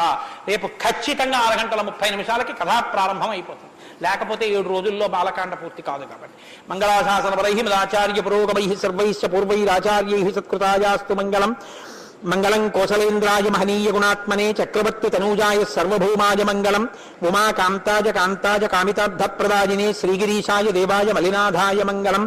కరచరణకృతం వా కర్మవాక్కాయజం వా శ్రవణనైనజం వా మానసం వా అపరాధం విహితం వా సర్వమేత్తక్షమస్వా శివ శివ కరుణాబ్ధే శ్రీ మహాదేవ శంభో. సర్వం శ్రీ ఉమామహేశ్వర పరబ్రహ్మార్పణమస్తు. స్వస్తి. శ్రీరామాయణం వినడం ఒక మహద్భాగ్యం. నన్ను నమ్మండి, నేను చెప్తున్నానని నేను చెప్పట్లేదు. జీవితంలో రామాయణం వినడం అనేటటువంటిది కొన్ని కోట్ల కోట్ల కోట్ల జన్మల తర్వాత లభించేటటువంటి అదృష్టం. అందున సంపూర్ణ రామాయణం బాలకాండ నుంచి పట్టాభిషేకం వరకు ఏకబిగిన మండల కాలం రామాయణం వినడం అనేటటువంటిది సంభవం అయ్యేటటువంటి విషయం కాదు. అది కేవలం పూర్వపుణ్యం, రామానుగ్రహం ఉంటేనే సాధ్యమయ్యేటటువంటి విషయం. అటువంటి రామ కథ విన్న తరువాత మనం కేవలం లేచి వెళ్ళిపోవడం వల్ల ప్రయోజనం కన్నా రామనామాన్ని చెప్పి వెడితే చాలా బాగుంటుంది. రామనామం కేవలం రామ అనడం కన్నా పెద్దలు మనకు ఒక మార్గాన్ని ఇచ్చారు. రామ రామ రామ అని 3 మాటలంటే ఆ రోజున వాళ్ళు విష్ణు సహస్రం చెప్పిన ఫలితం. అది ఇంట్లో అంటేనే అంత ఫలితం ఇస్తే ఒక దేవాలయ ప్రాంగణంలో, అది జగద్గురు పీఠ ప్రాంగణంలో ఎంత శక్తివంతం ఆలోచించండి. అందుకే రామ రామ రామ 1000 ఎలా అవుతుందని మీకు అనుమానం ఉండొచ్చు. అక్షరాలని అంకెల్లోకి మార్చే సంప్రదాయం ఉంది. 2 మా 5. రామ రామ రామ అంటే 2 5 2 × 5 × 2 × 5 × 2 × 5 2 5 10 10 2 20 25 100 100 200 200 1000 సహస్రనామ తత్తుల్యం రామనామ వరాననే. కాబట్టి శ్రీరామ రామ రామ అంటే విష్ణు సహస్రం చెప్పి వెళ్ళిపోయినట్టు. కాబట్టి నేను మకుటం అంటూ ఉంటాను. మకుటం మీరందరూ కానీ నేను దానికి వివరణం ఒకటి అంటూ ఉంటాను. మీరు మీ అందరూ కూడా చక్కగాను రామనామము రామనామము రమ్యమైనది రామనామము అని మీరంటారు. ఉండండి, మీ త్వర చాలా గొప్పది. అలా అంటే రామనామము రామనామము రమ్యమైనది రామనామము అలా అన్నప్పుడు 3 మాటలు రామ రామ రామ అంటారు. మీరు ఎన్ని మాటలు అన్నారో అన్ని మాటలు విష్ణు సహస్రం చెప్పింది. పైగా మీరు ఒకటి గుర్తు పెట్టుకోండి, నేను పూర్తి విశ్వాసంతో చెప్తున్నాను. వ్యక్తిగత అనుభవాలు వేదికల మీద చెప్పడం నాకు ఇష్టం ఉండదు. శ్రీరామాయణం జరగడానికి అందరికన్నా ముందే స్వామి హనుమ వస్తారు. అందుకే రామాయణం చెప్పేటప్పుడు హనుమ కోసం ఒక ఆసనం వేస్తారు. ప్రచ్ఛన్న రూపంలో వచ్చి కూర్చుంటారు. అదిగో ఆ ఆసనం అదే. రామచంద్రమూర్తి పాదాల దగ్గర ఖాళీగా ఉంచిన ఆసనం ఎవరికంటే హనుమ కొరకు. దాని మీద వారు కూర్చుంటారు. అందుకే పుష్పాలంకారంతో శోభింపచేస్తారు. ఆయనకి ఆ పూలహారం వేశాను. రామనామం చెప్తుంటే ఆయన ఇలా చూస్తూ ఎవరా రామనామం చెప్తున్నారో పొంగిపోతారట. రాముడు హనుమ ప్రీతి పొందేస్తారు. ఎంత అసలు సీతమ్మ పరవశించిపోతుంది. నేను మీకు ఇప్పుడే చెప్పాను, వాక్కు ఉన్నది ఒక్క మనుష్య జన్మకి. అది మన భాగ్య విశేషం చెప్పగలగడం. రోజు అలా అని మీతో నేనేం గంట సేపు చెప్పించను. ఒక్క 11 పర్యాయాలు అందులో నాకు ఏది అనిపించాలనిపిస్తే అవి అనిపిస్తుంటాను. నేను వివరణతో కూడిన మాట అంటాను. మీరు రామనామము రామనామము రమ్యమైనది రామనామము. నేను గొప్పకి చెప్పట్లేదు, మీతో మాట మనవి చేస్తా. నేను అయ్యప్ప స్వామి దేవాలయంలో సంపూర్ణ రామాయణ ప్రవచనం చేసిన రోజుల్లో ఇది అనిపించేవాళ్ళం. రామాయణం అయిపోయిన తర్వాత రామాయణం సీడీలు ప్రపంచవ్యాప్తంగా అన్ని దేశాలకి వెళ్ళాయి. అయితే అమెరికా నుంచి నాకు ఫోన్లు వచ్చాయి, గురుగారు ఒక్కసారి వినండి అని. వాళ్ళు ప్రతిరోజు రామాయణం వినేటప్పుడు ఖాళీ కుర్చీ వేసి టేప్ రికార్డర్ పెట్టి 6:25 అవుతుంటే కోటేశ్వరరావు ఉపన్యాసానికి వస్తున్నారని భావన చేసుకుని వాళ్ళు టేప్ రికార్డర్ ఆన్ చేసి ఉపన్యాసం వినేసి నేను చెప్తుంటే వాళ్ళు రామనామం చెప్తూ అమెరికాలో వాళ్ళందరూ కలిసి పట్టాభిషేకానికి ఊరేగింపుగా ఉపన్యాసంలో ఎలా చెప్పానో అలా వెళ్ళి పట్టాభిషేకం చేస్తూ వాళ్ళు ఫోన్లో నాకు వినిపించారు. ఎందుకని అంటే నేను సముద్రం దాటి రాను అన్నాను. అందుకని నేను వెళ్ళలేదు పాపం చూడ్డానికి. కానీ ప్రపంచంలో ఎన్ని దేశాలలోనో అలా చెప్పుకొని ఎన్ని కోట్ల రామనామం జరిగిందో, ఎన్ని చోట్ల పట్టాభిషేకాలు జరిగాయో. మళ్ళీ ఆనాడు సంపూర్ణ రామాయణం చెప్పించాడు రామచంద్ర ప్రభు. ఈనాడు మళ్ళీ గుంటూరు శారదాపీఠంలో చెప్పగలుగుతున్నాం. కాబట్టి మీ అందరూ కూడా చక్కగా భక్తి శ్రద్ధలతో చెప్పండి. ఒక సంప్రదాయానికి దీన్ని ఆవిష్కరిస్తున్నాం. ఇవాళ మీ అందరికీ కూడా దీన్ని బహుమానం చేస్తారు. మీ అందరూ కూడా చక్కగా ప్రతిరోజు దీన్ని తీసుకొచ్చి రోజు ఇందులోంచి నామాలు చదువుకోవచ్చు. మీ ఇంటి దగ్గర కూడా చదువుకోవచ్చు. ఇవాళ మాత్రం నేను చెప్పింది మకుటం చెప్పండి. ఏమండి అందరికి ఇస్తాం. సంతోషం. ఇది కూడా ఇస్తాను. రామరామ అందరికి 108 నామాల్లో సంపూర్ణ రామాయణం నామరామాయణం అని ఇది కూడా మీకు బహుమానం చేస్తున్నారు. ఇది కూడా మీరు చదువుకోవచ్చు. రండి గోపాలకృష్ణ గారు తీసుకోండి. నామము రామనామము రమ్యమైనది రామనామము.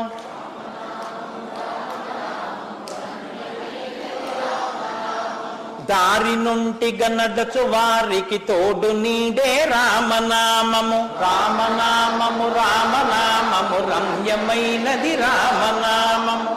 నారదాది మహామునీంద్రులు నమ్మినది శ్రీరామనామము.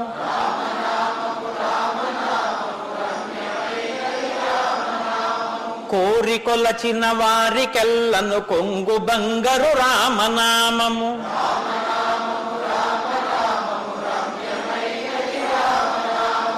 అండపిండ బ్రహ్మాండములకు ఆధారమైనది రామనామము.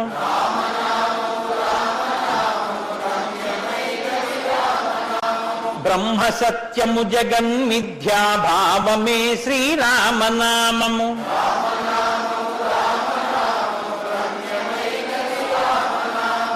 ఆంజనేయుని వంటి భక్తులకా నిర్వికారము నిర్వికల్పము నిర్గుణము శ్రీరామనామము.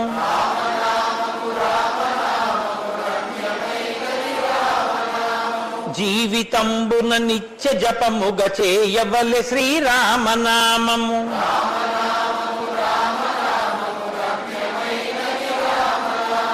నిజ స్వరూపము బోధకం బగు తారకము శ్రీరామనామము.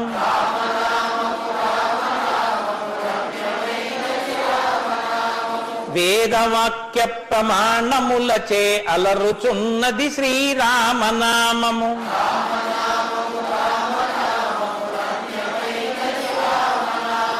తల్లి వలె రక్షించు సుజనుల నెల్ల కాలము రామనామము.